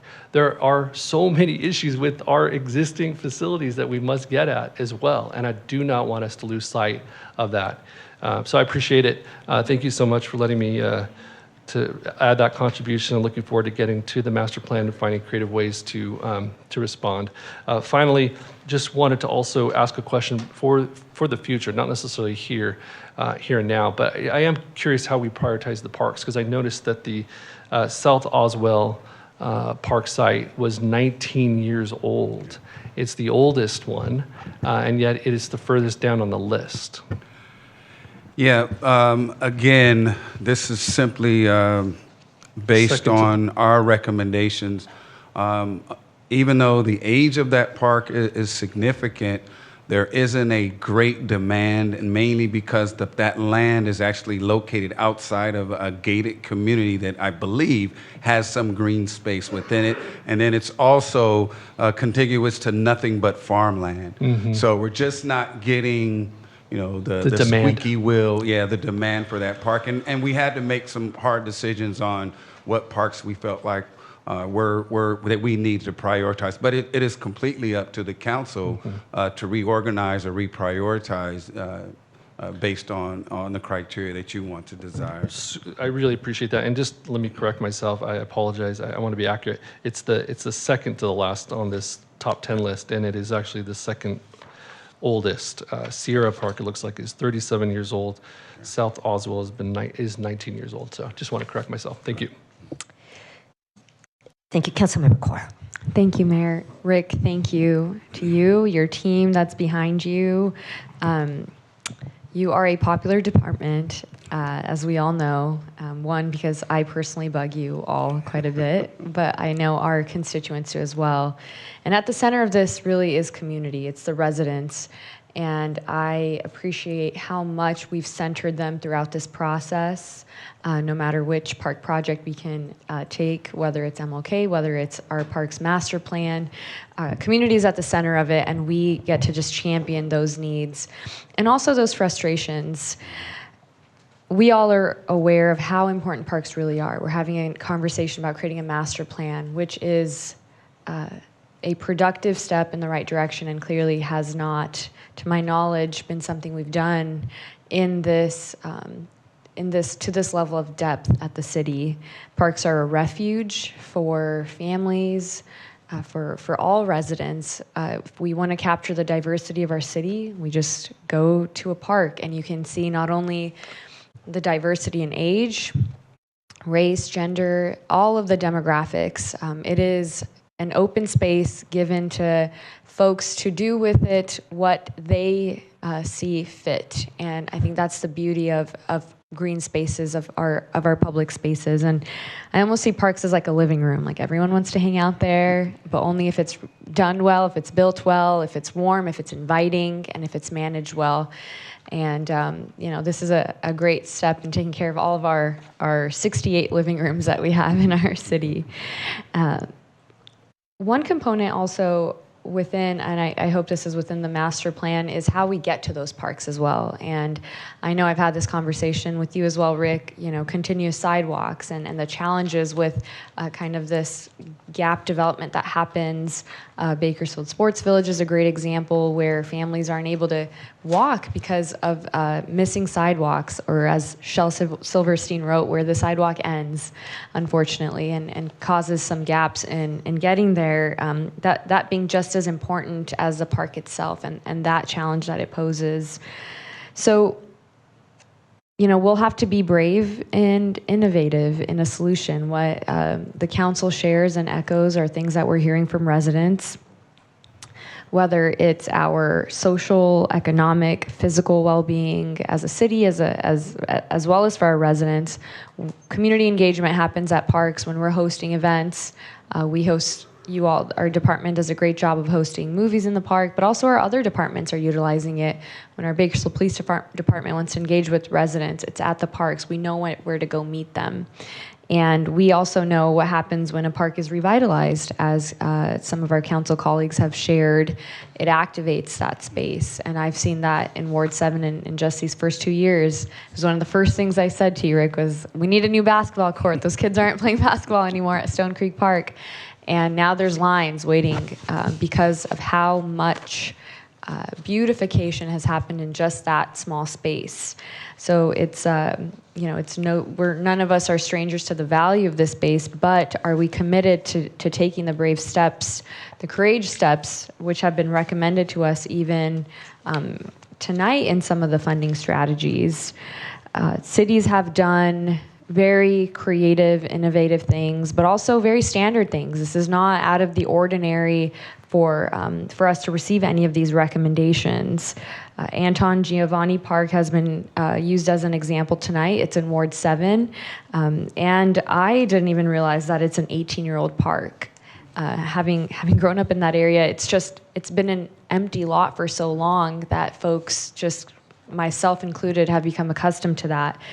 But empty lots are also expensive. They're just as dangerous. Illegal dumping is happening. Fires have occurred even just this summer in every empty lot that I've seen. Herschel Moore was listed. There was a fire there around 4th of July. Had that been a park, that would not have been the case. Residents would not feel like there was any danger posed to their homes. So empty lots are dangerous, are expensive, and so many of those empty lots in our city are sitting there waiting to become a park. I had the opportunity also last night. I don't know if this camera will zoom in enough, but my brightness is a little too high, but maybe you can see it. Yeah, maybe the camera folks or IT folks can help me zoom in on this photo. Is that the closest you guys can? Is that the closest you can get? That's okay. My brightness might be too high, but Anton Giovanni is a very interesting example, and I want to share with the community because it's right adjacent to Miller Elementary School, as Rick has referenced. This elementary school has a grassy area in front of it, and residents have used that grass right in front of the school sign, right in front of the school, to sit and gather and play cards and engage in that public space, whatever is available to them as they wait for this park. And last night I went and I told them the good news that our design dollars have been approved for Miller, for the park right next to Miller Elementary School, and they applauded, they cheered, they were so overjoyed, and they wanted to communicate, and they said, let the city know how thankful we are that we finally are seeing some progress in this, and we promise we'll be good stewards of this park. We already have really strict rules. You're not allowed to do X, Y, Z. They have their own community rules and norms if you want to join, just sitting in this public space at this elementary school. They volunteered funds. They're like, what do you guys need? We want to be able to contribute. And these are elderly folks who walk and cycle to this park, and they assured me that half of their group was at home because it's 115 degrees outside. But that's the enthusiasm of our community, and that's the energy that I think we can be courageous in responding to. This is not just a parks, and this is not a parks department or recs department issue. This is a city issue, and you've just brought us solutions. So it is on us to be to respond to this. And I'd like to ask that we begin doing the research of what does it look like for us to have a park bond to get us out of this hole. I would like us to take the steps to look into a municipal bond that would help elevate us out of this hole. And at least we have the research, we have the work done of what that would take, because I see that as a recommendation, a revenue bond, a general obligation bond, as well as some of the recommendations that Councilmember Freeman has given. I think it's time we also do our part in preparing a solution for this. So that's my feedback tonight, and I'm very grateful to know that we have this master plan coming up, and I'm very encouraged to see that some of our oldest parks are getting the attention that they're undeveloped parks are getting the attention that they need, and of course while we balance all of the other competing priorities, and these are not easy decisions to make at all. So I just want to thank you all and want to thank the department again, and I'll probably be bugging you tomorrow again for something else, but I appreciate how collaborative everyone has been, and again I want to thank the community that has participated in this process. Thank you, Councilmember Kaur. Councilmember Weir.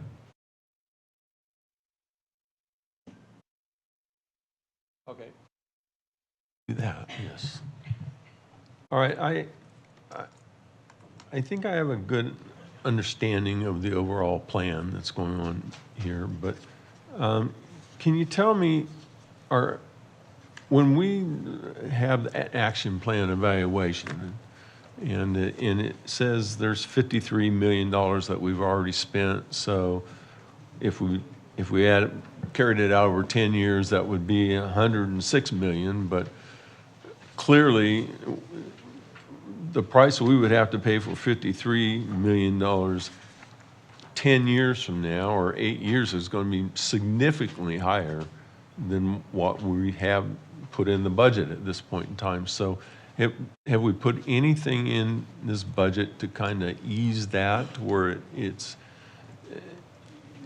prices are going up and this is not getting cheaper? So how can we kind of soften that a little bit?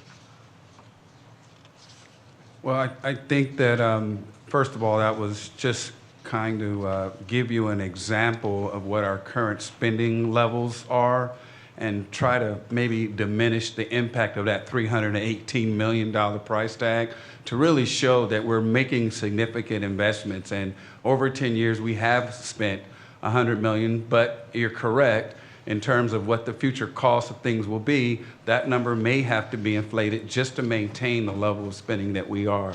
But again, that particular stat was to show that out of that $318 million in that 10-year action plan, $100 million we are already currently allocating.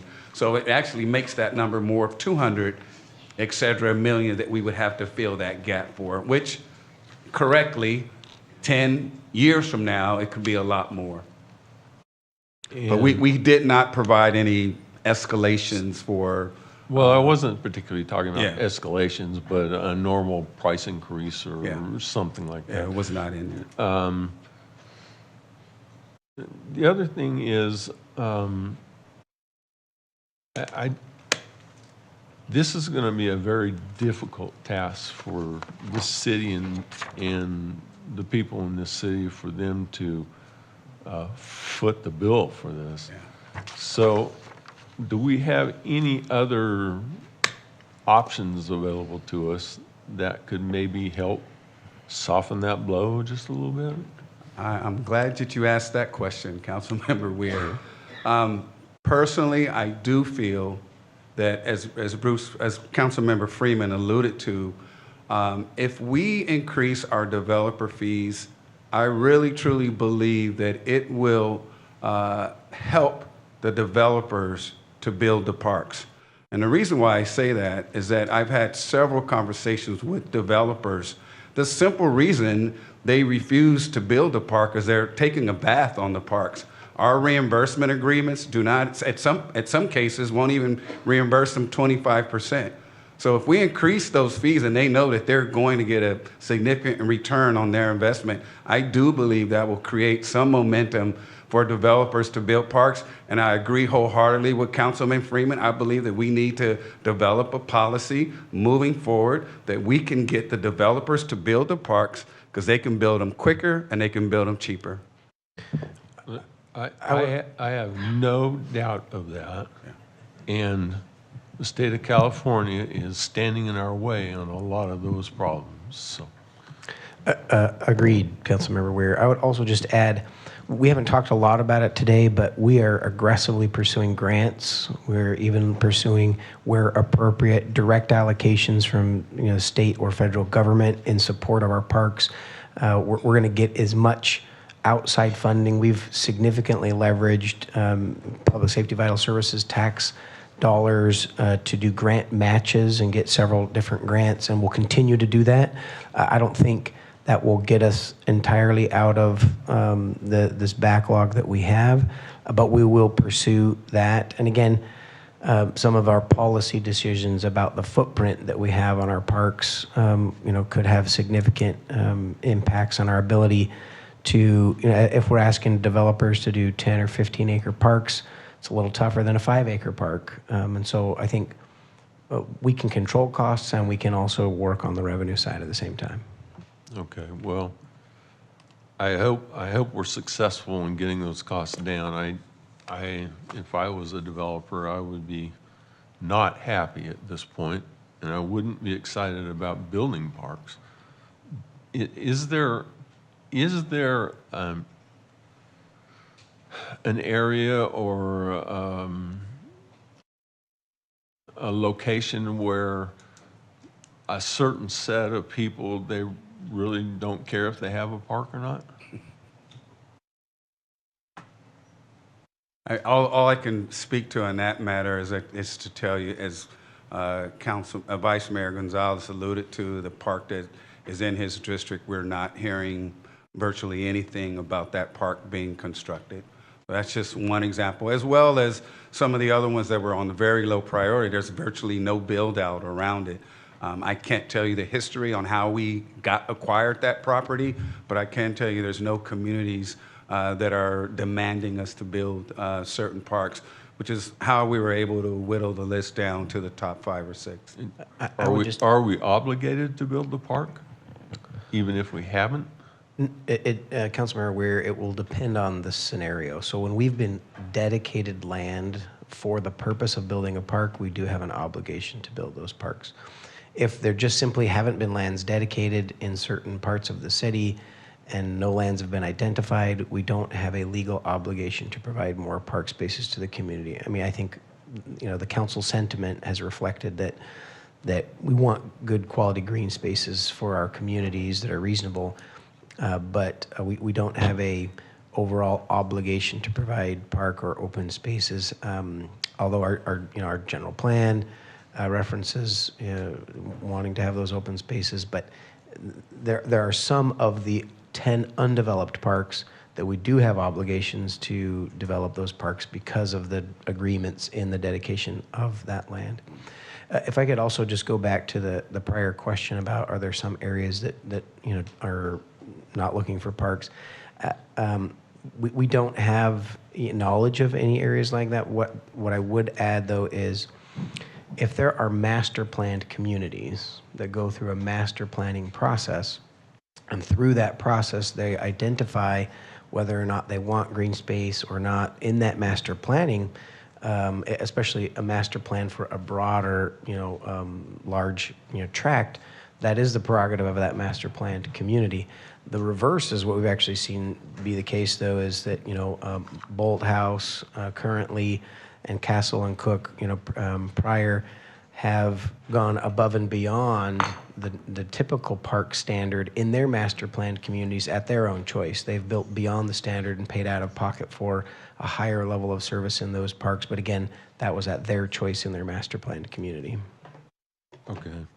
So the one thing that I would request is that we do fully amortize anything that we're taking in, any debt or any costs that we have, to fully amortize that, so we're not looking at something that was $53 million last year and now it's $153 million. So if we could work that into the schedule here, I'd be a lot more comfortable. Thank you. Thank you. Thank you, Councilmember Weir. Councilmember Arias. Rick, congratulations on this incredible plan. I feel like we've been talking about it for years.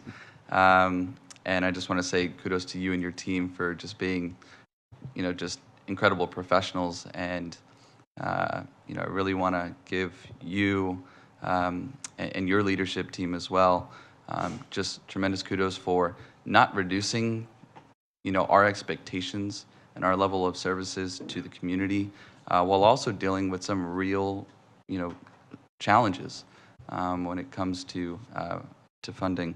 So I just want to lift up your team and say thank you so much on behalf of Ward 1 residents, that we appreciate it. We also appreciate the fact that, Linnell Brahma is soon to be one of the newest parks coming online here very soon. And so speaking from that perspective, I do recognize the importance of building a lot of these undeveloped parks. I too, over the first couple, 2-3 years on council, would receive calls and emails and text messages on a regular basis, almost as consistent as every single Sunday. And I get active updates from constituents around Linnell Brahma talking about, how important it is to see that project through. And I share that because it is deeply important to those constituents in those neighborhoods. And so I appreciate you taking this so seriously. I do want to talk a little bit about our priorities and take a moment as well to give you kudos again for making MLK Park revitalization project a priority. MLK Park is no longer in my district, but I made a promise to those constituents many years ago that although we would be changing the ward boundaries, that we would continue to advocate and fight to make sure that they get a regional park that is state-of-the-art, that really addresses some of the historic neglect in that community. As you know, it is that one beacon of hope oftentimes for many of those students, those children, and those families.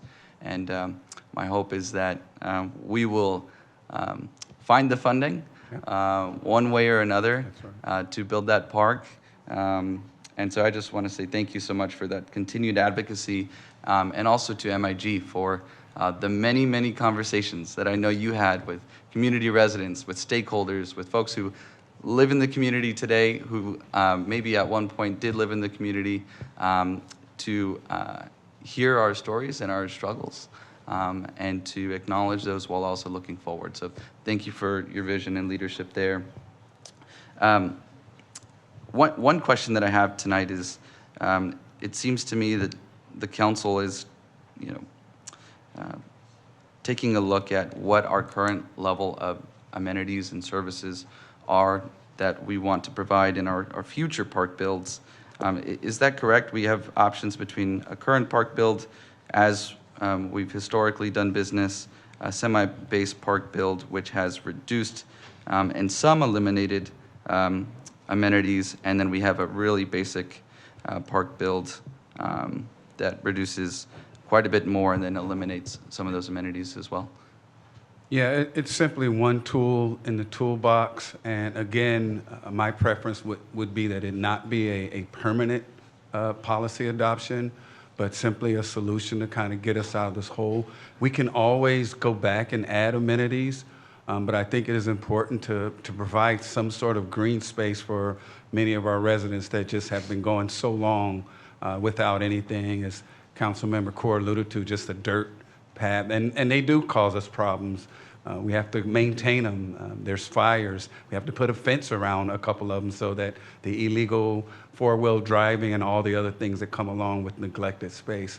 So again, we just wanted to provide the council with real options that our department supported, just so you all can have an idea of certain tools that may be available to get us out of the hole. No, I appreciate that. And in fact, on a phone call just yesterday, I asked Christian the very question as to whether or not we were going to be able to take a look at these numbers. So from a financial perspective, I think it's really helpful for us to look at. But as I see it on paper today, I think about the history in Ward 1 and in Southeast Bakersfield, and to a similar extent also in East Bakersfield, and residents and families who are used to getting the most basic model of any amenity or any level of service, any facility. And so I just want to lift that up and acknowledge that. I know that that's not your intention. I know that that's not your team's intention. But that is the real history of this community. I believe there was a reference to Cal EnviroScreen, and there are 10, 20, 30-point differences within 2 miles. If you just take a data point from the west side of the 99 and take it 1.5 miles, 2 miles to the east, and you're going to see just the differences when it comes to quality of life and health and well-being. So I just want to share that because, again, I don't think it's our intention to do that, but I do want to make sure that with the eye towards equity, that we are still providing the absolute best level of service and amenities to those constituents and those families who historically have not gotten those resources. Understood. Thank you. The last thing, if I understood the assignment correctly, I also want to mention that, we've talked a lot about the past and how we're going to address that. I agree with Councilmember Kaur that I think it is time for this council to take a look at a bond measure to address some of these amenities.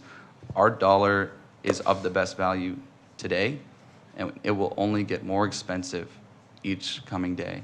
And so I think it's important that we take a look at that and weigh those options to address those needs. I think also for the future, totally agree. Let's work with developers to build those parks that can build them the fastest and the cheapest. And let's also take a look at those increased fees, structures. I think taking a look at this, Alondra Park at 5 acres is pretty emblematic of a lot of the smaller local neighborhood parks that folks are looking for. And to me, it seems like that second tiered increase should get the job done. So those are my comments. Thank you. Thank you. Thank you, Councilmember Arias. Families in all neighborhoods of our community value quality of life, and it is parks that contributes and enhances that quality of life. So thank you, Parks and Recreation Parks Department, MIG, and to all of our constituents who have contributed to this initiative thus far. Thank you very much. And now we need a motion to accept and to make the plan public. Move to accept the presentation and make available the Recreation and Parks Master Plan for review. You have a motion. Please cast your votes.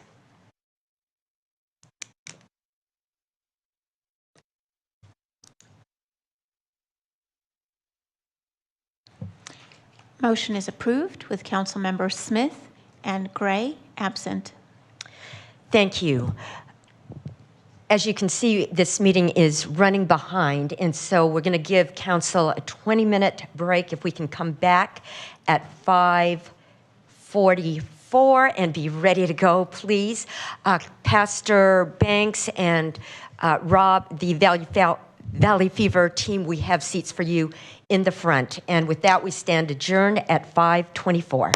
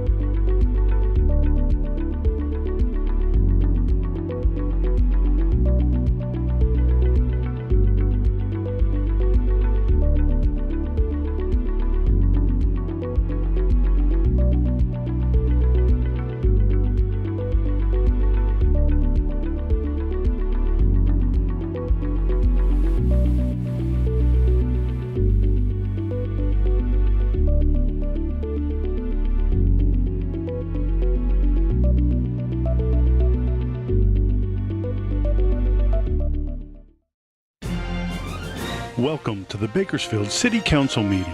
This television broadcast is brought to you by the local cable companies, the County of Kern, and the City of Bakersfield.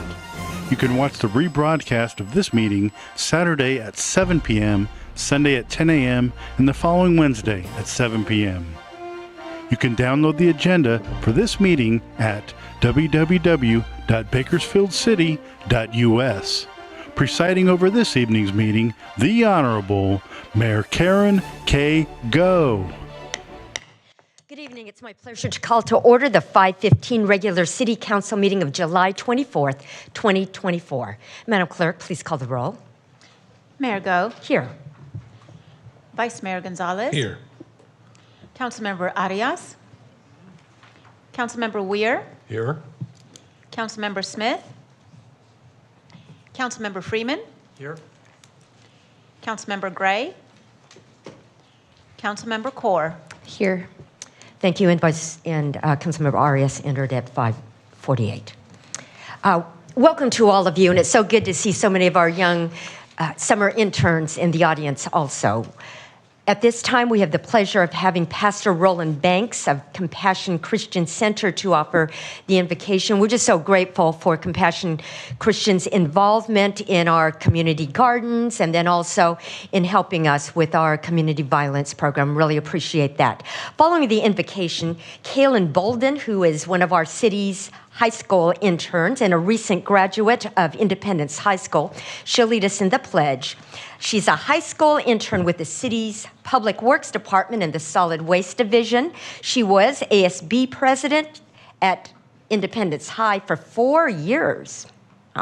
Played varsity basketball, volleyball, and softball. She's a California Scholarship Federation lifetime member, and she'll be attending Louisiana State University in the fall to study psychology and cognitive neuroscience. After college, she plans to return to Bakersfield, and here's my best part, and serve her community as a neurologist. I'm glad you're coming back here, Kaylin. And now would you all please stand?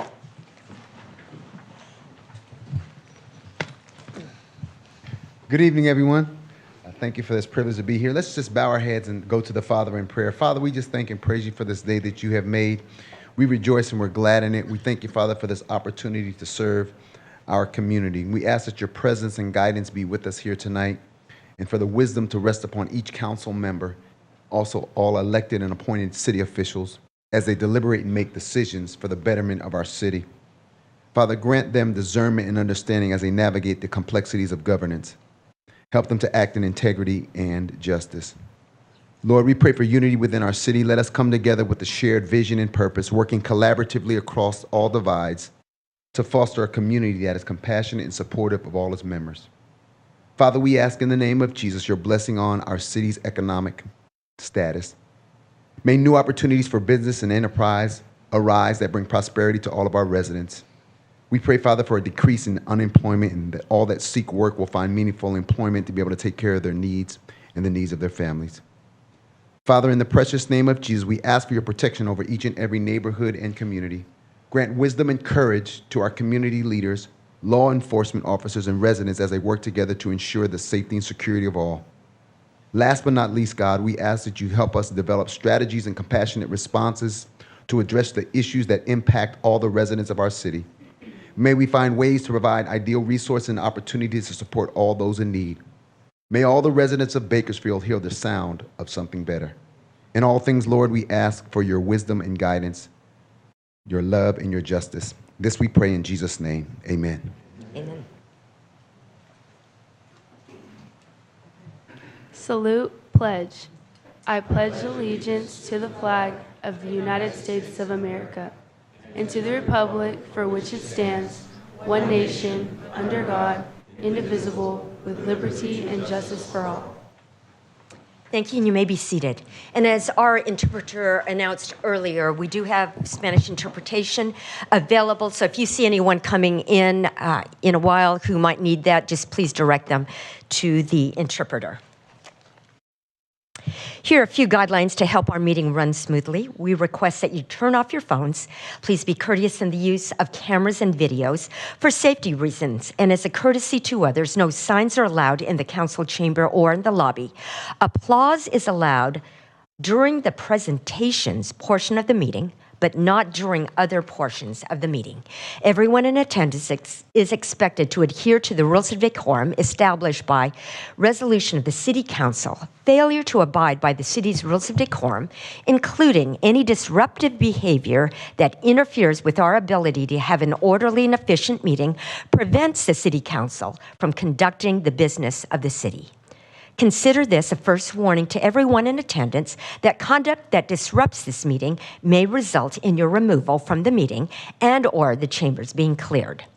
Behavior that disrupts the meeting includes repetitive statements, shouting, interrupting staff or presenters during the meeting, speaking out of turn, outbursts from the audience, surpassing the 2-minute time limit. Madam Clerk, next item, please. Presentation item 4A, proclamation to Scott Thigerson, CEO of Kern Medical, Martha Leon, Executive Director of Kern Medical Foundation, and Rob Purdy, Patient and Program Development Coordinator for the Valley Fever Institute at Kern Medical, declaring August 2024 as Valley Fever Awareness Month in Bakersfield. Thank you. Colleagues, we are just so blessed to have the Valley Fever Institute in our community and these fine representatives here. According to data from the California Department of Public Health, 2023 marked the highest number of reported valley fever cases ever, with Kern County responsible for the majority. The summer months following wet winters like the one we just experienced are associated with high incidences of valley fever, and in the absence of a vaccine or a cure, awareness continues to be our best weapon to reduce the impact to our community. And I'm just so grateful to be able to present the following proclamation. Whereas valley fever is a progressive, multi-symptomatic respiratory infection and debilitating disease caused by fungal spores that exists in the soil, and whereas valley fever attacks the respiratory system, causing infections that lead to symptoms resembling many common infections, including cough, fever, or fatigue. And whereas the Valley Fever Institute of Kern Medical is committed to increasing education and awareness for the public, patients, and healthcare providers, and whereas it is vital that residents and visitors alike are aware of the existence and symptoms of valley fever so that if an infection is contracted, early treatment may be administered, and whereas the Valley Fever Institute at Kern Medical also remains dedicated to magnifying this growing epidemic, educating the public on the importance of early diagnosis and meeting the needs for clinical care and research by healthcare professionals. Now, therefore, I, Karen Go, Mayor of the City of Bakersfield, do hereby proclaim August 2024 as Valley Fever Awareness Month in our city and urge all residents to be educated and aware of the threat valley fever poses and lend support to finding a cure for this potentially deadly disease. It's my honor to be able to present this to Scott Thigerson. Thank you so much. Thank you, Mayor. It's an honor to again be with you and before your council for Valley Fever Awareness Month. If I may first make a recruitment pitch to the future doctor. Kern Medical needs you. The community needs you. So if there's anything that we can do in the future to assist you in your educational endeavors to become a physician, please get in touch with us. So as Mayor Go shared, Kern County continues to have about a third of all the valley fever cases in the Central Valley and across the state. And when you think of our 900,000+ people that live here compared to 38 million across the state, and what this potentially devastating disease can wreak upon someone. Unfortunately, it wasn't too long ago when we had a family friend pass away from valley fever. And the effects of that are like a cancer patient. When you think of a cancer patient and the treatments that they go through, infusion, and what their end of life may be like, that unfortunately happens. And those are the devastating effects of valley fever. Kern Medical has a unique role and, well, takes every hospital and healthcare provider to care for our community. Our role is to be the safety net provider and care for the most vulnerable. It is to be a trauma and specialty center. And then it's also to be a teaching and research institution. And one of that venues in that teaching and research arena is Valley Fever. The Valley Fever Institute started thanks to the diligent work on behalf of legislators and other elected officials to receive the seed money to start that Valley Fever Institute. Until there is a vaccination or a cure, this will remain with us. The mission of the Valley Fever Institute is, of course, to provide care, but also to provide education. And it's unfortunate where we still run into corners of not just our community, but elsewhere in the Central Valley of folks that may have a respiratory illness and their physician, when it hasn't resolved, hasn't tested, hasn't evaluated that further. You'll see as part of the Valley Fever Institute, both the Kern County Department of Public Health holding press releases and media events in order to make awareness a key vital component of being aware of something that can really affect people that live in our community. With that said, I'd like to have Rob Purdy with the Valley Fever Institute share a few words. Thank you. So I'd like to thank the City Council and Mayor Go for their years of support of the Valley Fever Institute. So the Valley Fever Institute is unique. Is in Kern Medical, unique in the community, and honestly unique in the world. The Valley Fever Institute is the only patient care center that includes education and awareness in its mission. And it's also the only research center that includes and prioritizes patient perspective and patient outcomes. The Valley Fever Institute continues to lead the awareness and education efforts, conduct research that is focused on patients for better outcomes in our community. And in the absence of a cure, as Mayor Go said, or a vaccine, awareness continues to be our best weapon to fight Valley Fever and to reduce the impact on our community. The Valley Fever Institute wants to encourage members of our community to ask their doctor about a Valley Fever test if they've had a respiratory illness for longer than 10 days, especially if the symptoms include a rash. So rather than go through the symptoms, which are similar to cold, flu, and now COVID, I want to encourage people that have had an illness that lasts more than 10 days, especially if they've had a negative COVID or flu test, to ask their doctor about a Valley Fever test, especially if those symptoms concur with a rash. And additionally, no test is perfect. There is nothing that works 100% in this world. So testing should be repeated 2 to 4 weeks later if the first test was negative and symptoms persist.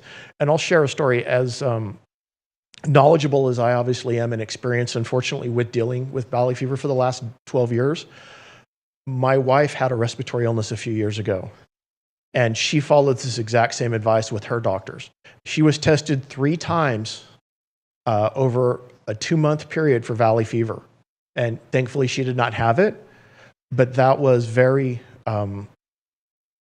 it supported our efforts. And it was very reassuring to know that the doctors were listening and taking her condition seriously. Alternatively, I know a gentleman who was born and raised in a farming community here in Kern County. He had the same situation, and on his 3rd test, he did test positive for Valley Fever and was able to get the care he needed. And this is a gentleman that was born and raised in this community. You will see some Valley Fever awareness yard signs like this one right here around town. As a matter of fact, we've brought one out for each member of the City Council and Mayor Go, but not that one. That one's Danielle's. And they are available to members of the community through the KernMedicalFoundation.com. So the Kern Medical Foundation, as well as Kern Medical, are the 2 organizations that have made and empowered the Valley Fever Institute to impact the community in the way we do. And so I think their efforts cannot be underscored. And although Martha is not speaking as the executive director of our foundation, she is a core to the foundation that is the Valley Fever Institute at Kern Medical. And we also have another small gift for you. So awareness for Valley Fever. We often have used turquoise ribbons traditionally. This was started in Arizona. So we have turquoise ribbons for you to encourage you to wear throughout the month of August. Thank you so much.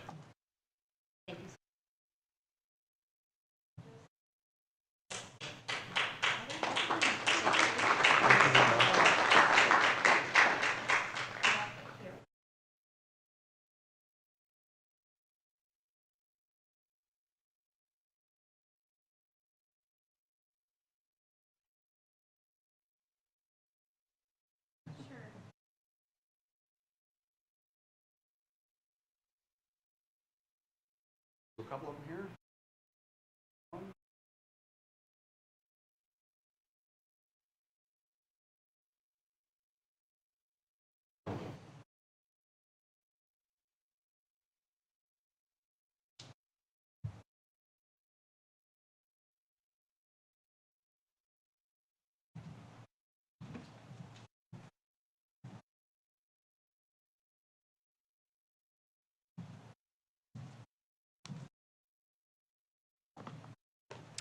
Thank you all very much. And colleagues, we have signs right over here for you to take home and display and help us raise awareness. Madam Clerk, next item, please. Public statements. Thank you. In keeping with Council's new resolution, public statements are now received at different times depending on the item. I will call on the city clerk to call for public statements at the appropriate time, so please listen carefully for the correct time to speak. If you wish to make a public statement, please fill out a public speaker card and place it in the tray on the counter next to the speaker podium. We ask that you mark whether you're here to speak on an item listed on tonight's agenda or in a matter not on the agenda. Speakers who do not identify a specific agenda item will be presumed speakers for non-agenda public statements.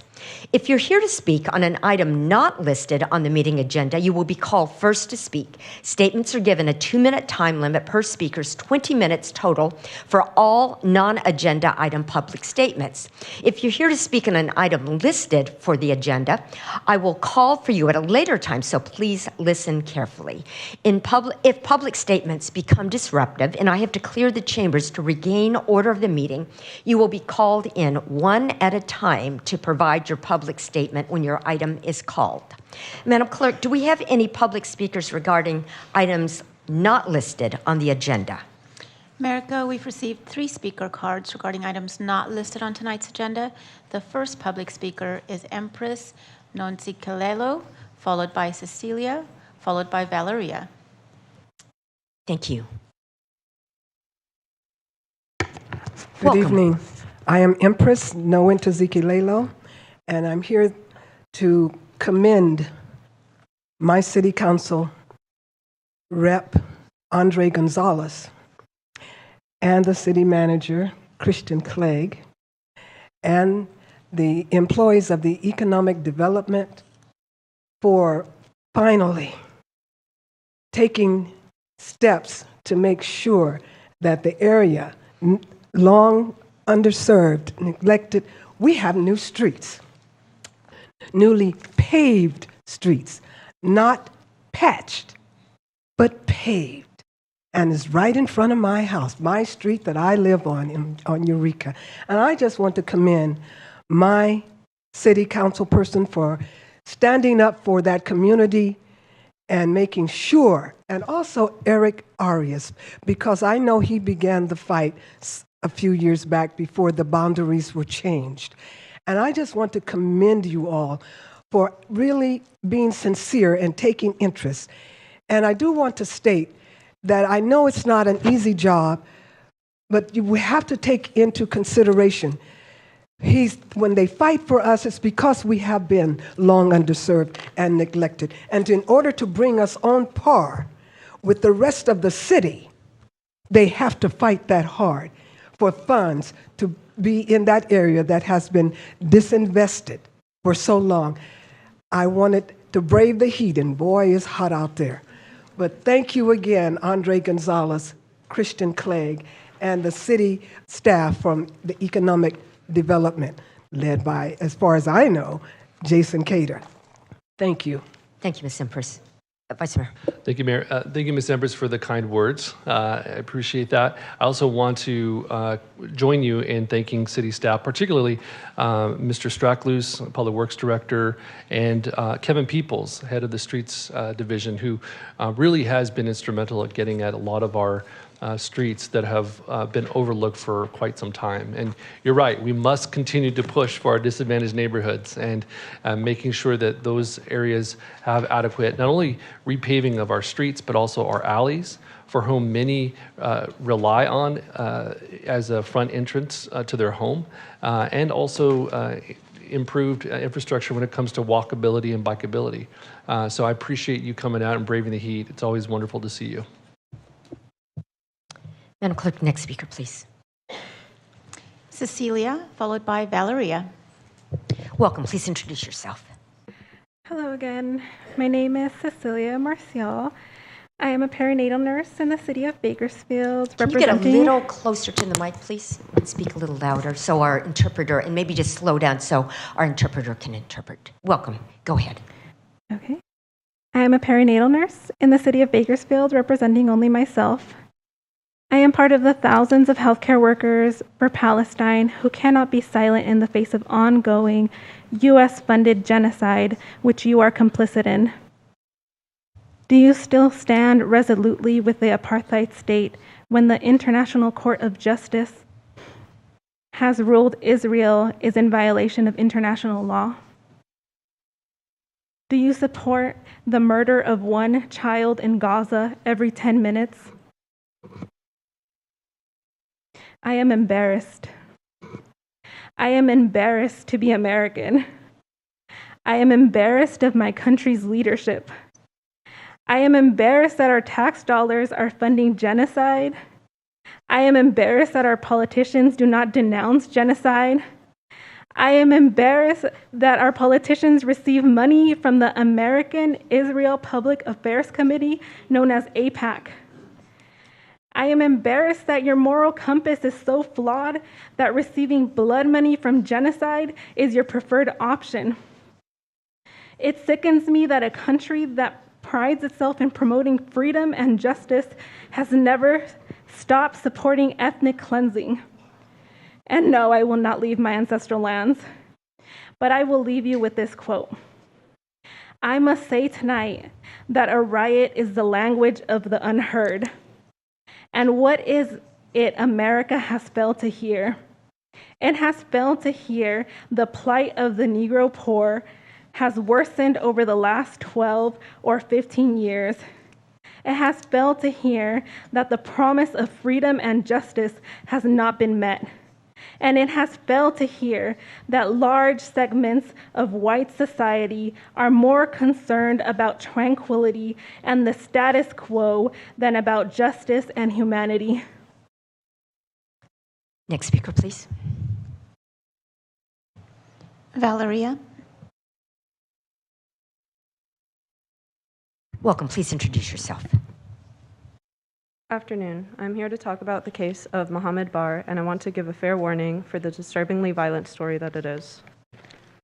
This is Mohammed Bar, a 24-year-old man with Down syndrome. He was nonverbal, often refused to move, and still relied on his family to feed and change him. The family tried their best to hide him in the corner of the living room when Israeli troops raided their neighborhood following heavy airstrikes.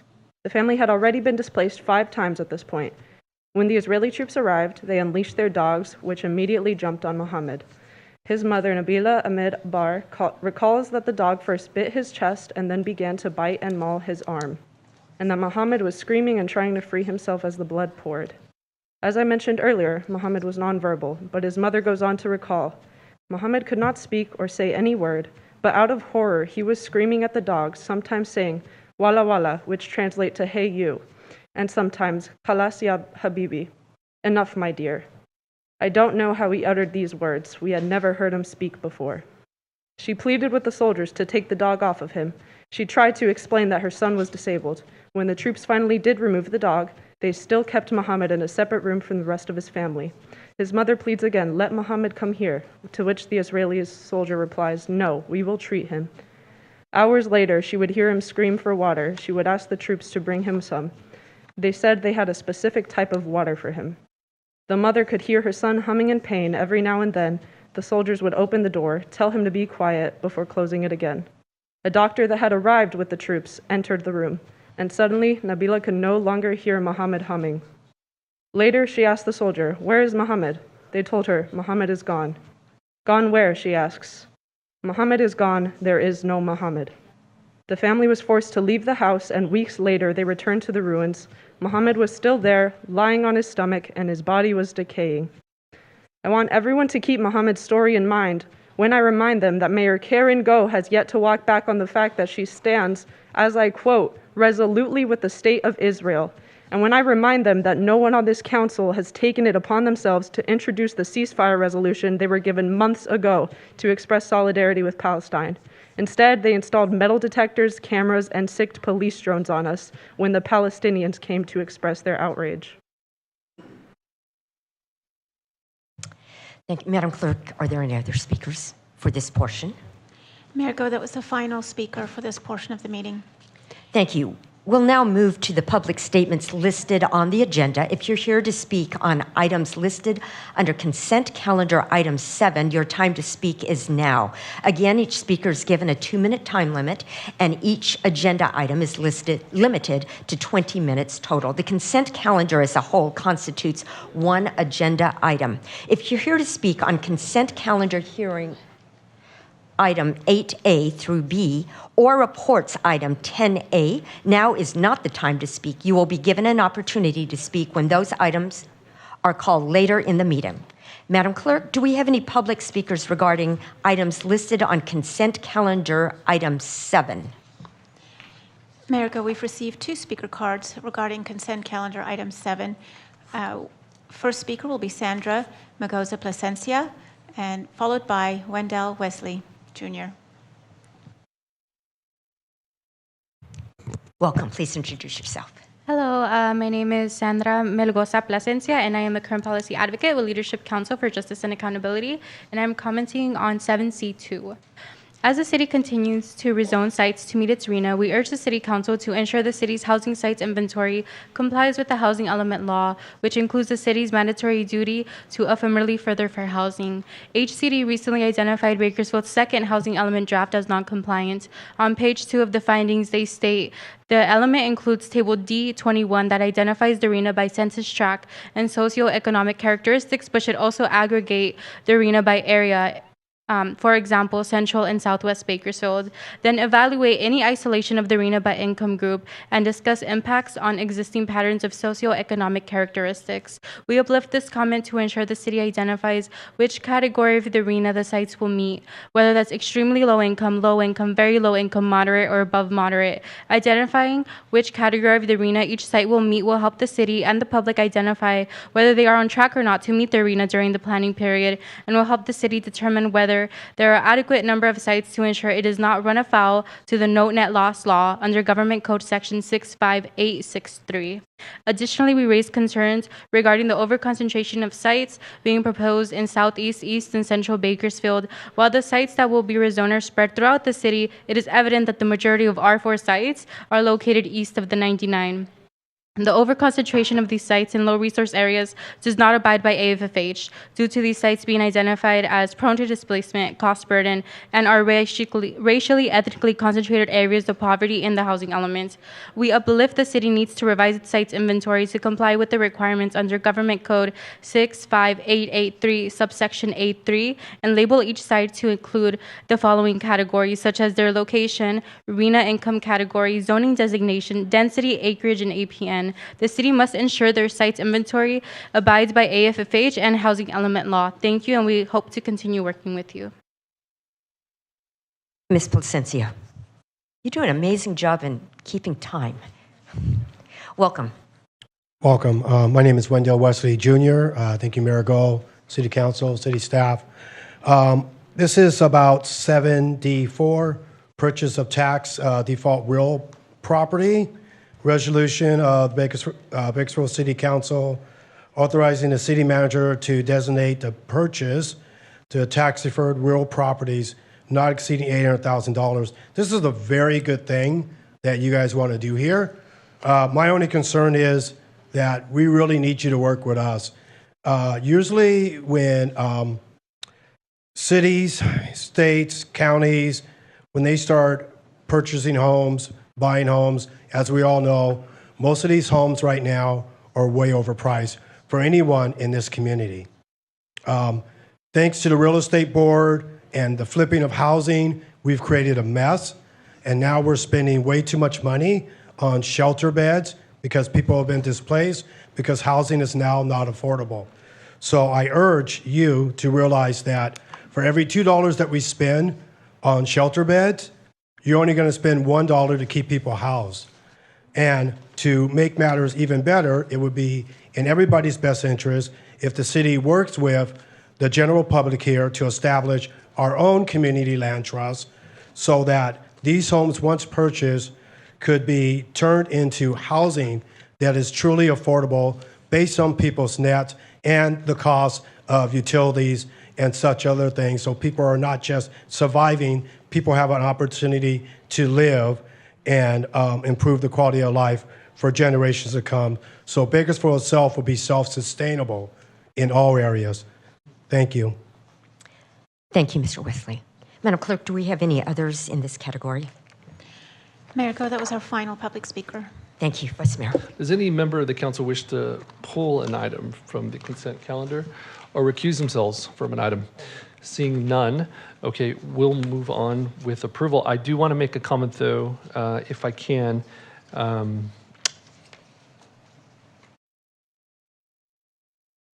I apologize.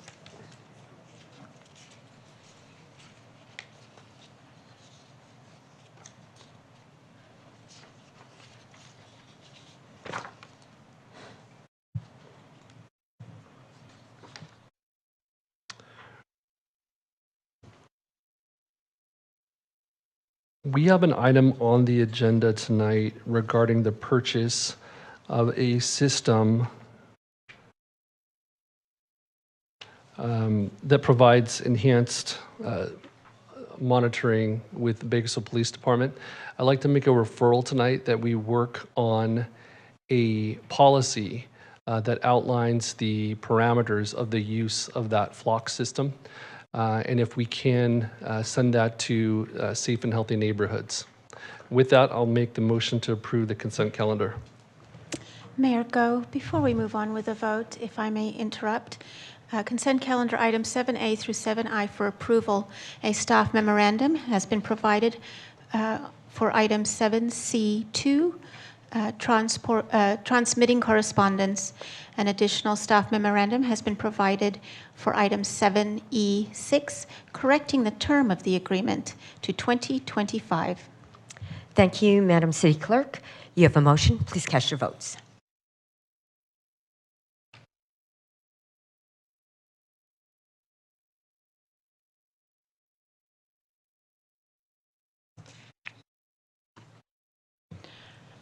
Motion is approved with council members Smith and Gray absent.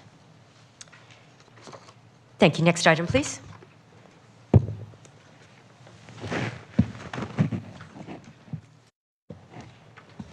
Consent calendar public hearings, items 8A and 8B for approval. To announce it. Yeah, you're going to announce it, though. It's now time for consent calendar hearings. The purpose of this section is to vote on all of the items listed under consent calendar hearings in one motion without further comment. If anyone would like to speak on any of the hearing items, the item must be removed from this portion of the agenda. If an item is removed, it will be placed at the end of the regular public hearing portion of this meeting. And I believe that Councilmember Freeman is recusing himself, and do you have? Yeah, Mayor, Councilmember Freeman will abstain from items 8A and 8B from the consent calendar public hearings.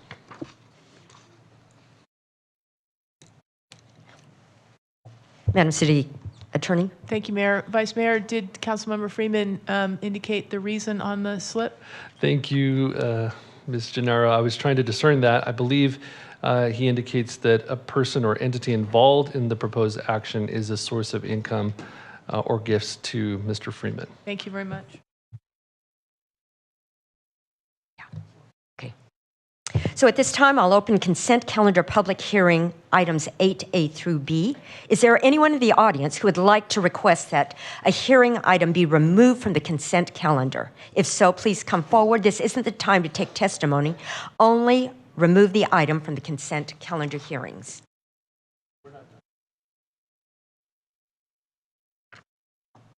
Does any council member wish to remove an item from the consent calendar hearings?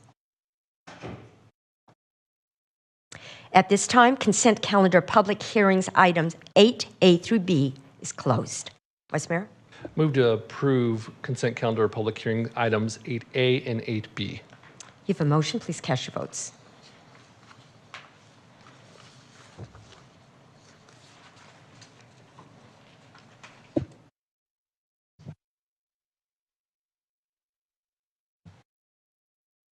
Motion is approved with Councilmember Freeman abstaining and Council Members Smith and Gray absent.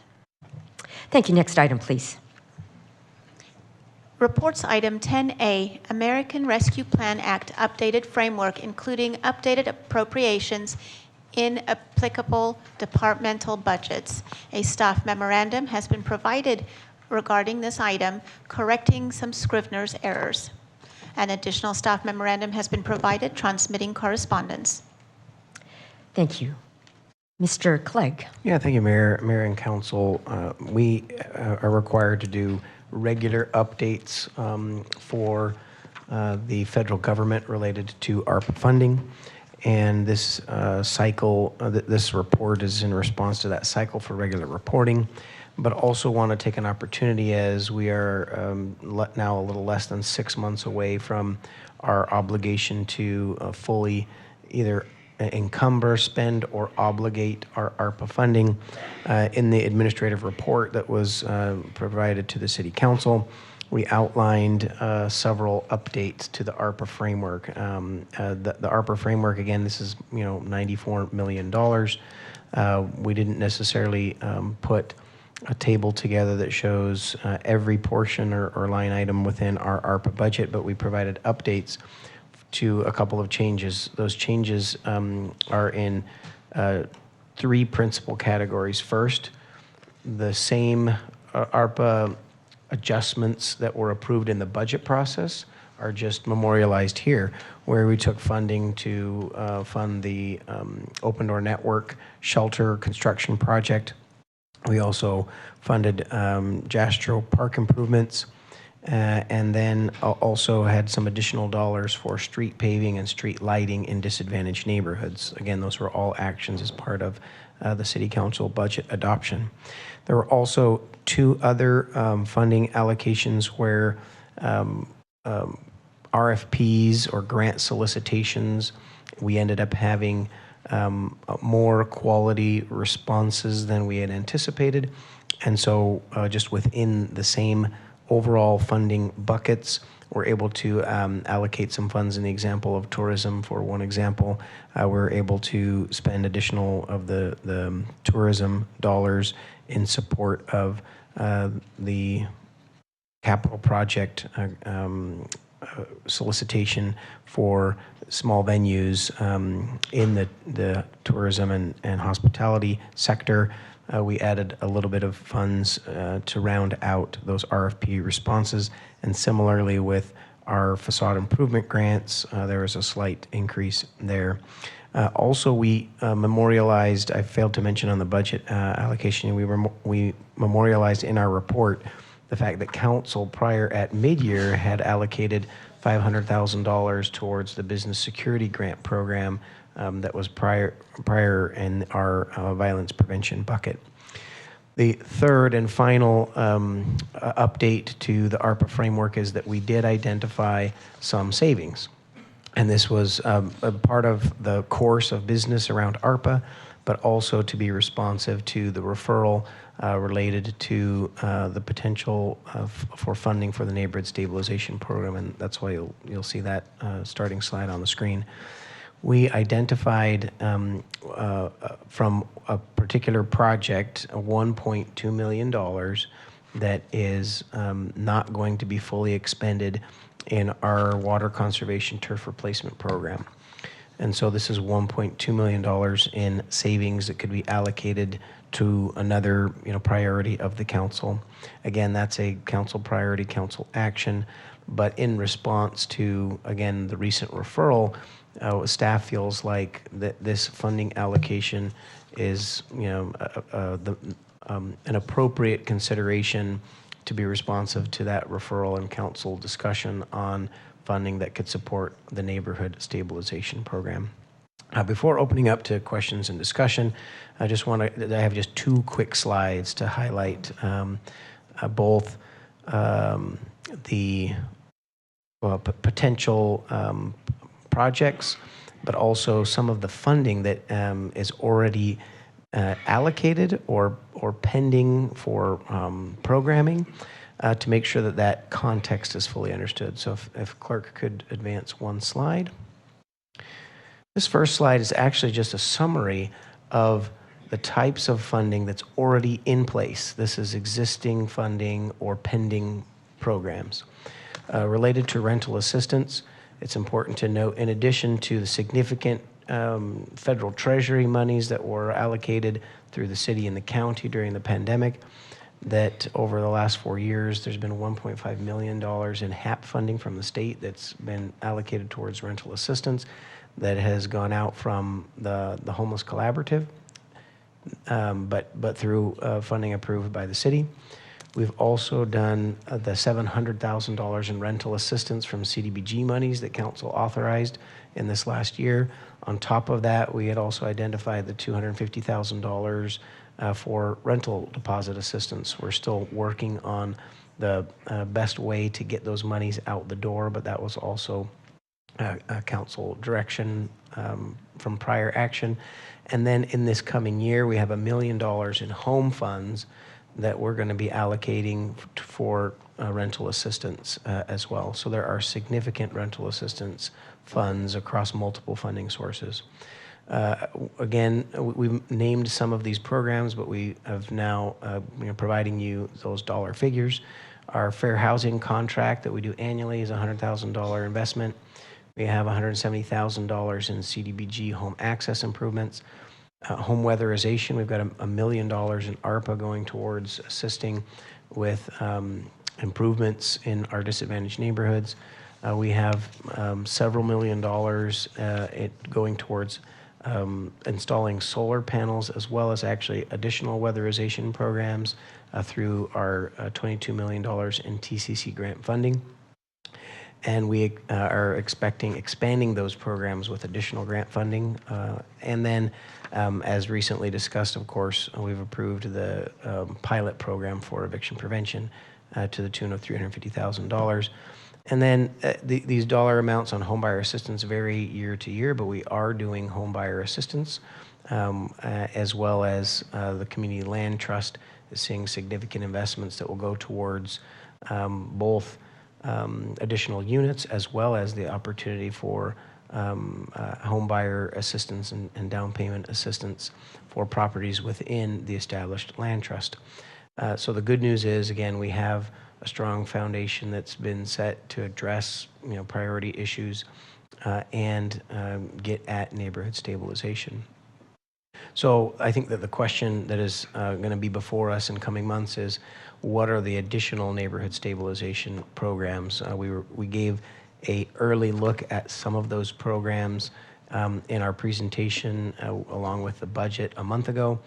We've been hard at work over the last 4 weeks. We have advanced our research around potential projects.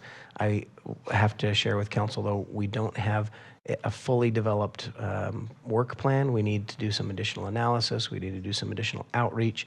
But if clerk could advance the slide, these are just some early looks at, we're starting to see a couple of different buckets where there's the larger projects that we think will be more significant funding, and smaller projects that could be done with smaller amounts. And based on feedback both from staff who've been doing this homework and research and best practices and community feedback, is that there are significant concerns with habitability. That is the ability to offer grants to do home repairs to fix issues within homes so that we don't displace tenants that are experiencing those habitability issues. We need to be careful about this because we want to reinforce good behavior and not reward bad behavior, frankly. But we also don't want this to be another instance where, with some of our potentially more code complaints as residents become more aware of their tenants' rights through our workshops, but also some proactive code enforcement. You'll see that second bullet point that we expect we're going to find those habitability issues, and that could just mean more displacements, more closed units, and that's not the intent, we believe, of this program or this council, and so we want to find ways that benefit the habitability for those tenants, and if we can do good vetting and essentially case management in those instances, we think those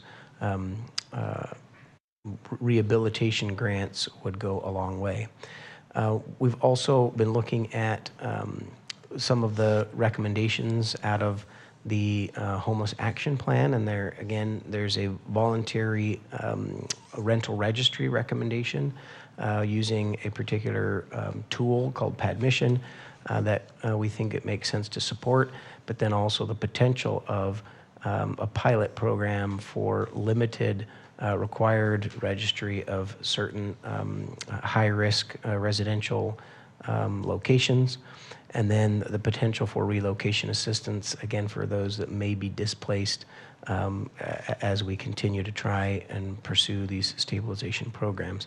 We need to do, again, a little more homework to flesh out what those all precisely look at and the dollar amounts that we would recommend, but we do feel like this $1.2 million in savings is a very reasonable allocation that could get at these large projects and then still have the funding as discussed and referred at the last conversation on this topic to add some legal advice for landlords to complement that's going to be available to tenants, and then to do some additional community outreach for housing navigators to help walk folks through the different issues and challenges beyond those efforts that are going to be available through the eviction prevention program. This is more about having navigators that are in the community aware of the same information that's coming out of those type of workshops that will be offered by GBLA. And then lastly, trying some pilots of what residential facade improvement grants could look like. Of course, we've tried that with commercial and in the EOAs. We've seen good results there.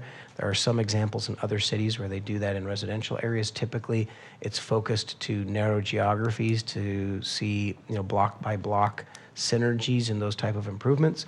But we think that there could be good stabilization in key geographies with a potential pilot there as well. Again, this is not set in stone. Council's not voting on this tonight, but this is just a preview of the types of programs that will take this ARPA savings, if directed by council, to identify the projects within that funding to pursue based on this analysis we've done thus far.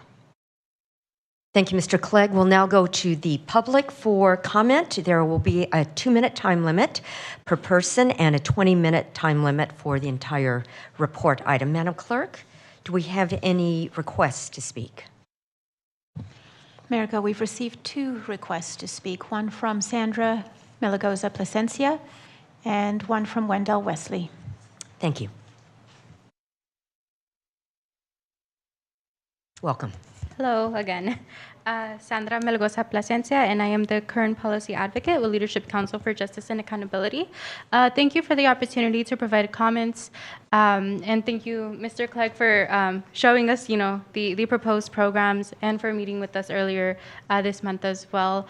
I did want to push back on the recommendation for $100,000 for landlord legal assistance. Wanted to reiterate the main data that we were pushing for when we were talking about the APP program, which is over 70% of landlords have access to legal representation in court when less than 2% of tenants do, right? I think also at the budget adoption, we heard from Executive Director of GBLA, Valentin, that, Evictions can cost a family up to $10,000 to $20,000, which is incredibly expensive and a huge financial burden.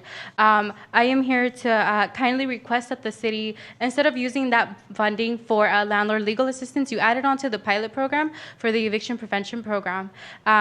We know that the program is starting next week, right? And we are very excited to hear about that. But we reiterate that $350,000 is not enough to meet the need, and I do believe that the data will show that in the mid-year.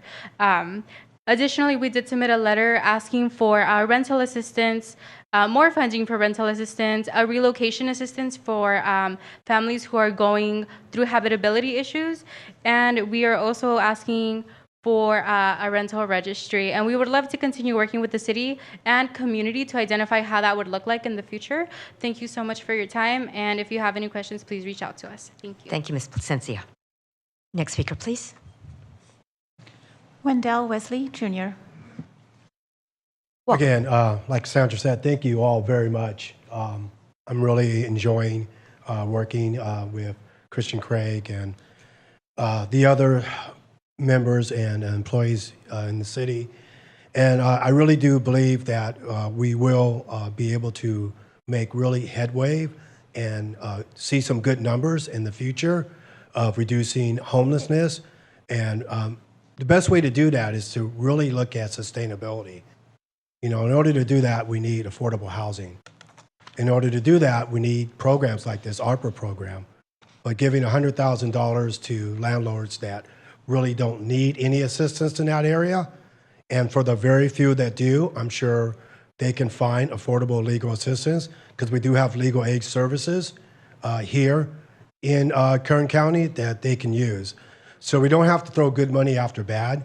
The registry is a really good program that the city needs right now, because we need to identify every landlord that's out there, especially the corporate ones, because a lot of landlords currently are hiding how many different properties they have just to qualify for programs like this that they really don't need. And because they're corporate and they're Wall Street backed, they have way too much power than what is necessary. They run a lot of scare tactics. I was just recently learned of someone where their circuit breaker was shut off as an intimidation practice. So this is really horrible. We need to identify landlords that are doing these things, because this is not Bakersfield. We don't want landlords like that. There's good landlords here, and that's what Bakersfield's about, having good landlords, not bad landlords. Along with this registry program, there needs to be fines when landlords are out of bounds or are wrongly intimidating and pushing people out into the streets. And those fines don't need to go to the state of California. They need to go to a program that's going to turn back around and be able to help and serve the community. This is the best path forward, so that people that are looking into having rental Mr. properties. Wesley, you've exceeded your time. Would you bring your comments to a close, please? Okay, so that people know that if they're going to come to Kern County or Bakersfield, that this is just not an opportunity to get wealth off the backs of hardworking people, and their mortgage isn't even paid for. They should be good owners and have their mortgage paid for already. And for the record, would you just introduce yourself, please? Wendell Wesley, Jr. Thank you. And now, Vice Mayor. Thank you, Mayor. Just a few comments. Number one is, I think it would serve the city well if at some point we were able to publish a report on all of the wonderful projects that we were able to fund as a result of these one-time ARPA dollars. I mean, this is a pretty historic investment in our community. And as I look at the long list of different buckets, I'm very proud to say, many of us on the council have been very involved in many of these priority areas, particularly in the qualified census tracts. And I would love us to produce that report so that we can demonstrate exactly how we've utilized these precious dollars. And I think that'll serve all of us really well. I want to jump right into some specifics if I can. Regarding the home weatherization $1 million allocation, what is the status of that funding line item? Have we expended those dollars? Yeah, thank you, Vice Mayor. They are not fully expended. We actually have two different vendors who are working that project. We split it into two different providers, into two contracts. One has largely expended their funding. The other is still working their way through, but we've been applying significant reminders of the need to move quickly to expend funds, although they are encumbered and they will have beyond December 2024 to spend down those funds, but we are reminding them of the need and the obligation to move forward. So I would think we're probably 60% expended, and so there still are some opportunities, but we also have many applications in queue. So when you say encumbered, they're encumbered from our perspective, but those dollars are still with the agencies. Correct. And they have a list of applicants to utilize those dollars. They just haven't gone through it yet. Correct. Okay. I would want us to establish some sort of deadline as to when we were going to actually apply those dollars, and then any unexpended dollars by our deadline that we establish, claw those back so that we can apply them to some of these other programs. One of the programs I'm really interested in is this home habitability project.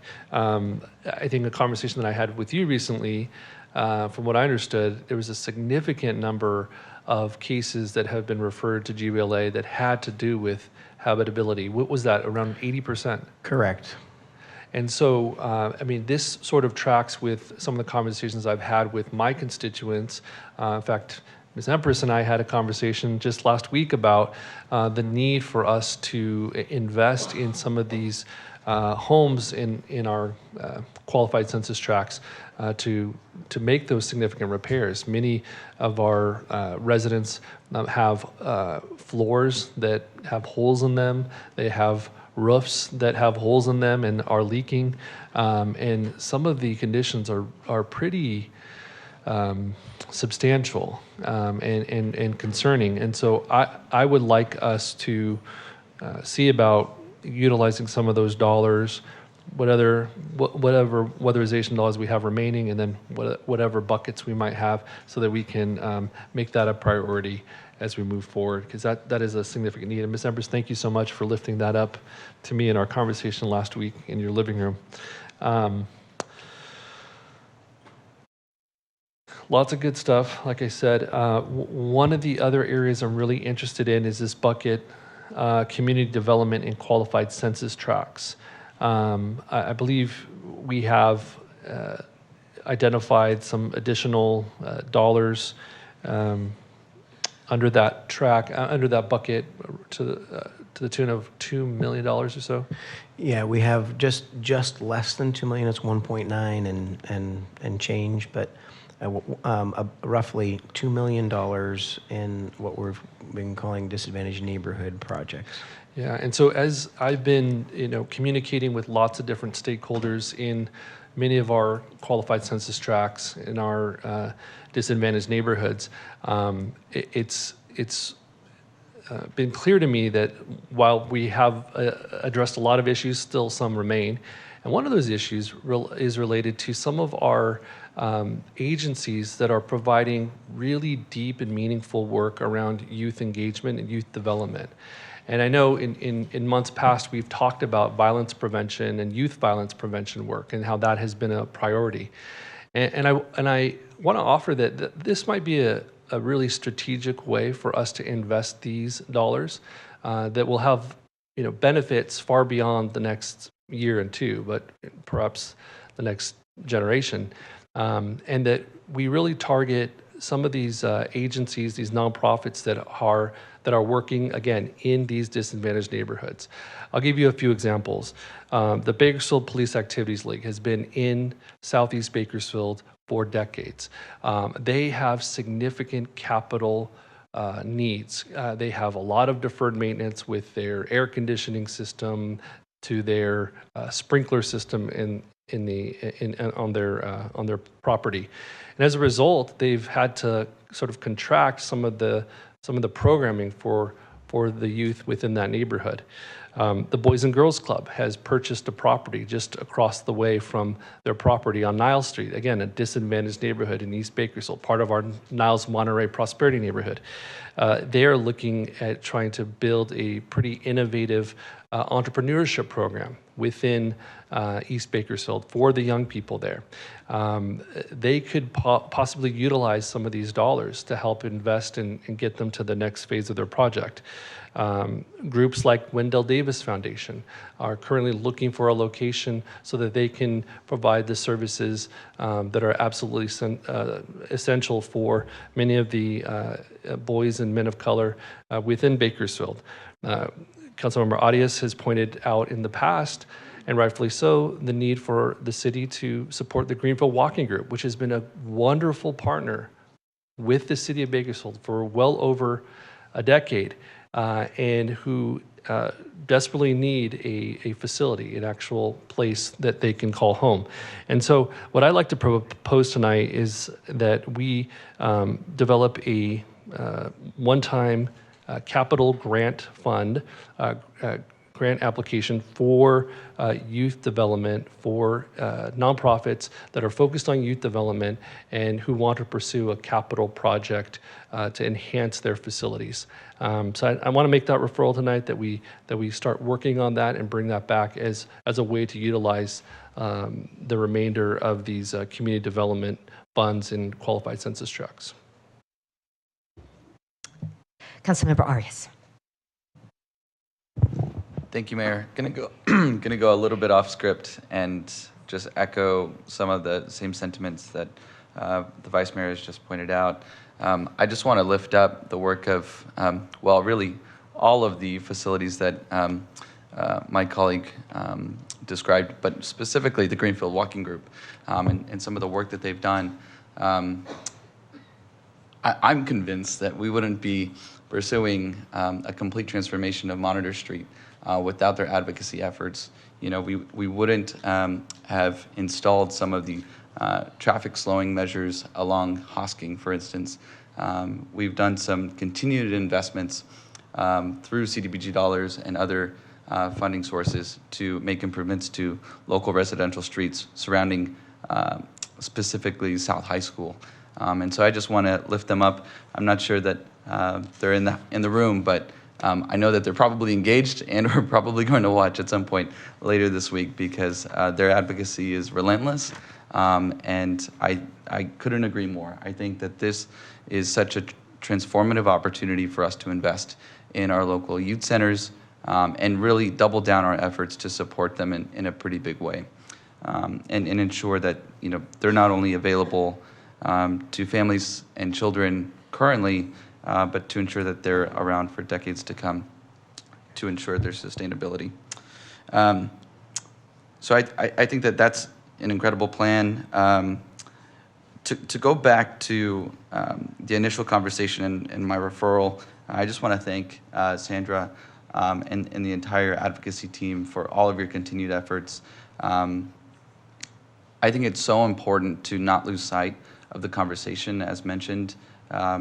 One of the reasons we're having this conversation is because of the need for ongoing investments for the eviction protection program. We know and acknowledge the fact that there were significant challenges with finding the right provider, and also making sure that there was also enough funding for us to keep families housed. It was said tonight that it is far cheaper for us to make an investment to ensure that somebody doesn't fall into homelessness than it is to, on the back end, provide that emergency solution to those families. And that is absolutely the truth. And so I'm just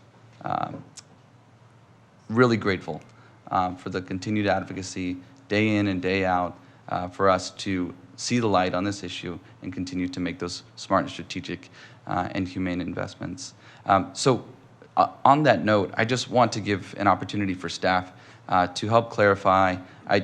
It's very clear that the eviction protection program did not make the list, but want to provide an opportunity for us to tell the public why that is, and what the plan is moving forward for continued funding. Yeah, thanks, Councilmember Arias, Mayor and Council. I would just note first that the title of the slide was very intentional, potential additional programs. And so eviction protection or prevention program is one of our existing programs. I think, again, we need to go and do some more homework and analysis to really identify dollar amounts for each of the potential programs that we think make the most sense, collect more data. And so as we as we review the data that comes from this pilot program for the eviction prevention, it could easily be the case that they'll come back and say, we were able to serve this many clients and have prevented people from being, unhoused, and here's the wait list of additional folks. And if we had the additional capacity, we'd be able to serve this additional number of individuals. To me, that is included in the considerations for where additional dollars could go. Great. Thank you so much. And thank you for that correction. That is absolutely the truth. And I'm looking forward to seeing the data come back. I think I have great confidence that the Greater Bakersfield Legal Assistance, through this funding source and many others that they receive, and with their staff, that they're going to be able to bring back that data. And it is my hope that this council will continue to make those investments year after year. I too am also very interested in the habitability grant program. Pretty surprised myself to know that 80% of the calls going through GBLA are related to the habitability of those units, related to mold, mildew, challenges with infrastructure, roof and flooring. So very excited to see that the city is interested in supporting that, either by contract or internally. Also really appreciate the idea of providing additional relocation assistance. And I do want to lift up that the eviction protection program also will hopefully support that effort, because by law in the state of California, in certain instances where just cause or enough notice is not provided to the tenant, it's actually required by state law that those landlords provide at least some relocation assistance. And so I see that an additional fund is set aside, working hand in hand with the EPP program. And so, yeah, just want to tip my cap off to Jenny and the team. I know it was a quick turnaround. My last question is, what's the timeline moving forward on some of this analysis, and when can the council and the community expect to put these ideas to work? Yeah, thank you, Council Member. I would put it into two phases. One, some of these programs that we, again, feel like are probably going to have the biggest impact, we'd actually like the ability to come back to council and say, we're recommending this amount of that sort of set-aside bucket to pursue this program in the next, I would say 2 months. I wouldn't anticipate probably until October coming back to say, hey, we think these are all the ways to spend these potential funds. And some of that is, I give this October timeframe as well, because there's the possibility as we get closer to December, there might be a few other ARPA buckets that just aren't going to get fully expended. And those will be opportunities for council to determine, again, how do we allocate those funds. I think some of those funds, again, we've identified specific categories and buckets, and for the most part, we've tried to keep things within those buckets. And there may actually be additional, staff reimbursements that are eligible between now and then. But we'll have one more checkpoint in October before December to say, hey, this is kind of our last time to shift funds to other projects before it needs to be fully encumbered and fully committed. And so we'll come back in October with an update for council more broadly on the set aside and the projects. But there are some of these, we think, high impact, large projects that are on that list that we'd like to flesh out in the next couple of months, and maybe bring those back before that October update. Fantastic. And I'll just take a quick moment to say thank you for your continued leadership. I know we talked for a couple minutes just yesterday about the significant investments that this city council and with your leadership and staff have invested in addressing the root causes of some of the greatest challenges in our community.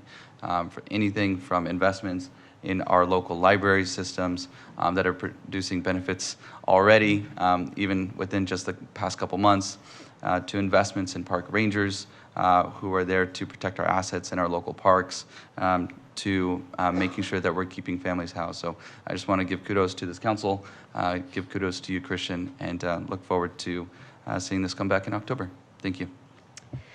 Thank you, Councilmember Arias. Councilmember Kaur. Thank you, Mayor. Joining my colleagues to also uplift the creative and more innovative uses of our ARPA dollars. ARPA money came down as what felt like a once-in-a-lifetime allocation from our federal government in the name of being an economic stimulus for the cause of public health. And so much can be encompassed within public health. All of the buckets within our different social determinants of health, and some of the more, I think even the larger, but also the smaller projects mentioned, touch upon infrastructure beyond just a building that really allows for us to make investments with dollars that may become once in a lifetime, and kind of are those projects, programs that are urgent needs, that are dire needs, but we have the restrictions of being able to afford it as a city governance. So it's a miracle to have ARPA dollars to work with. And as we're on the tail end of it, I just want to also join Councilmember Arias in supporting Vice Mayor Gonzalez's referral in finding ways in which we create support for youth programming and centers that have long served the community,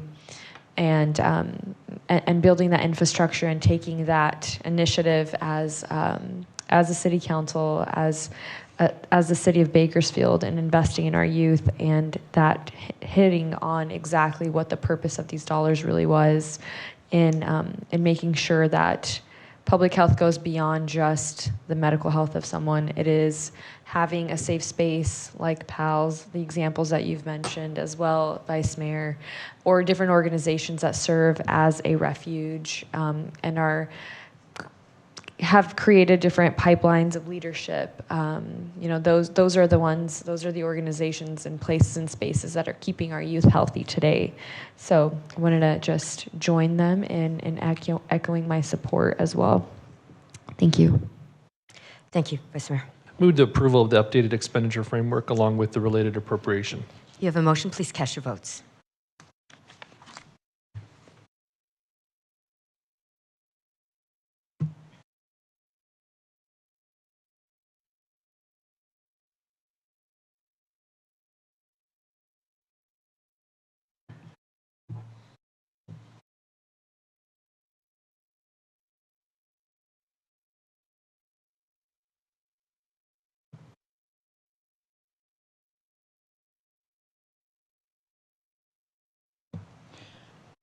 Motion is approved with Councilmember Weir abstaining and Councilmembers Smith and Gray absent. Thank you. Next item, please. Council and Mayor statements.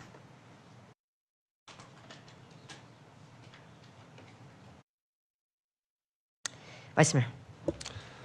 Thank you, Mayor. I have a few items tonight to make referrals on. Number one is I received an email from a constituent who's very concerned about Real Road and the pedestrian and bicycle safety of that roadway, specifically between California and Stockdale. And so she was requesting some analysis on some traffic calming and perhaps enhanced street lighting in the area, and making that referral on her behalf today. Number two, as we continue to expand both Brundage Lane Navigation Center, and there's conversations about some other expansion work in some of these service provider sites that are serving our unhoused population, I'd like the City Council to adopt a good neighbor policy that pertains to the areas surrounding some of these sensitive uses. And so if we can begin working on a good neighbor policy similar to what we have in place for Brundage Lane, I think that would help benefit the surrounding neighborhoods.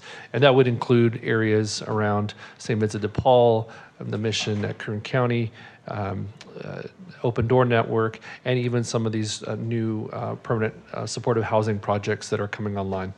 Number 3, I had a wonderful presentation at the Budget and Finance and Economic Development Committee meeting regarding our entrepreneurship grant program. And it was just inspiring, colleagues, to see and witness all of the wonderful things that some of our local small business owners are doing with just a real modest investment from the city. And I'd like us to continue to fund that program. And so I'm making a referral tonight, as I promised on Monday that I would, make a referral tonight that we direct staff to look at ways in which we can continue to support that program in future years. And I know, Christian, you indicated that you had some ideas on how to fund that program, but I think it's a worthwhile investment. And number 4, it was announced a few weeks ago that the Crystal Palace is for sale. Crystal Palace is a historic site for many of us in the community. It is a tourist attraction. It draws people in from all around the world, and I think it's something that that is really important for the city to ensure that the new buyer, the new owner, the next owner really can sustain the same spirit and operation that makes it so special. And so what I'd like us to do, because I've received many, many calls from people asking perhaps that the city purchase the property or look at other alternatives. But what I think is probably the best option is for us to work with the current owners and see what sort of incentives we might be able to provide a potential new buyer with some promises, with some conditions that they sustain operations with the same spirit, that same Bakersfield sound spirit that makes that facility, again, so special. So I'd like us to work on that. Perhaps we can talk about that in Budget, Finance, and Economic Development as well.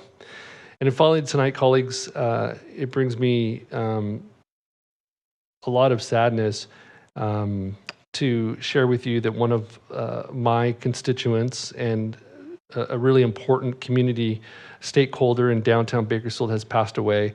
Mr. Kenny Reed, the owner of Guthrie's Alley Cat, passed away this week. He was the original Mr. Downtown, and he contributed so much to our community for many years. And for that, I, along with many of the Ward 2 residents, are very grateful for his service. Thank you.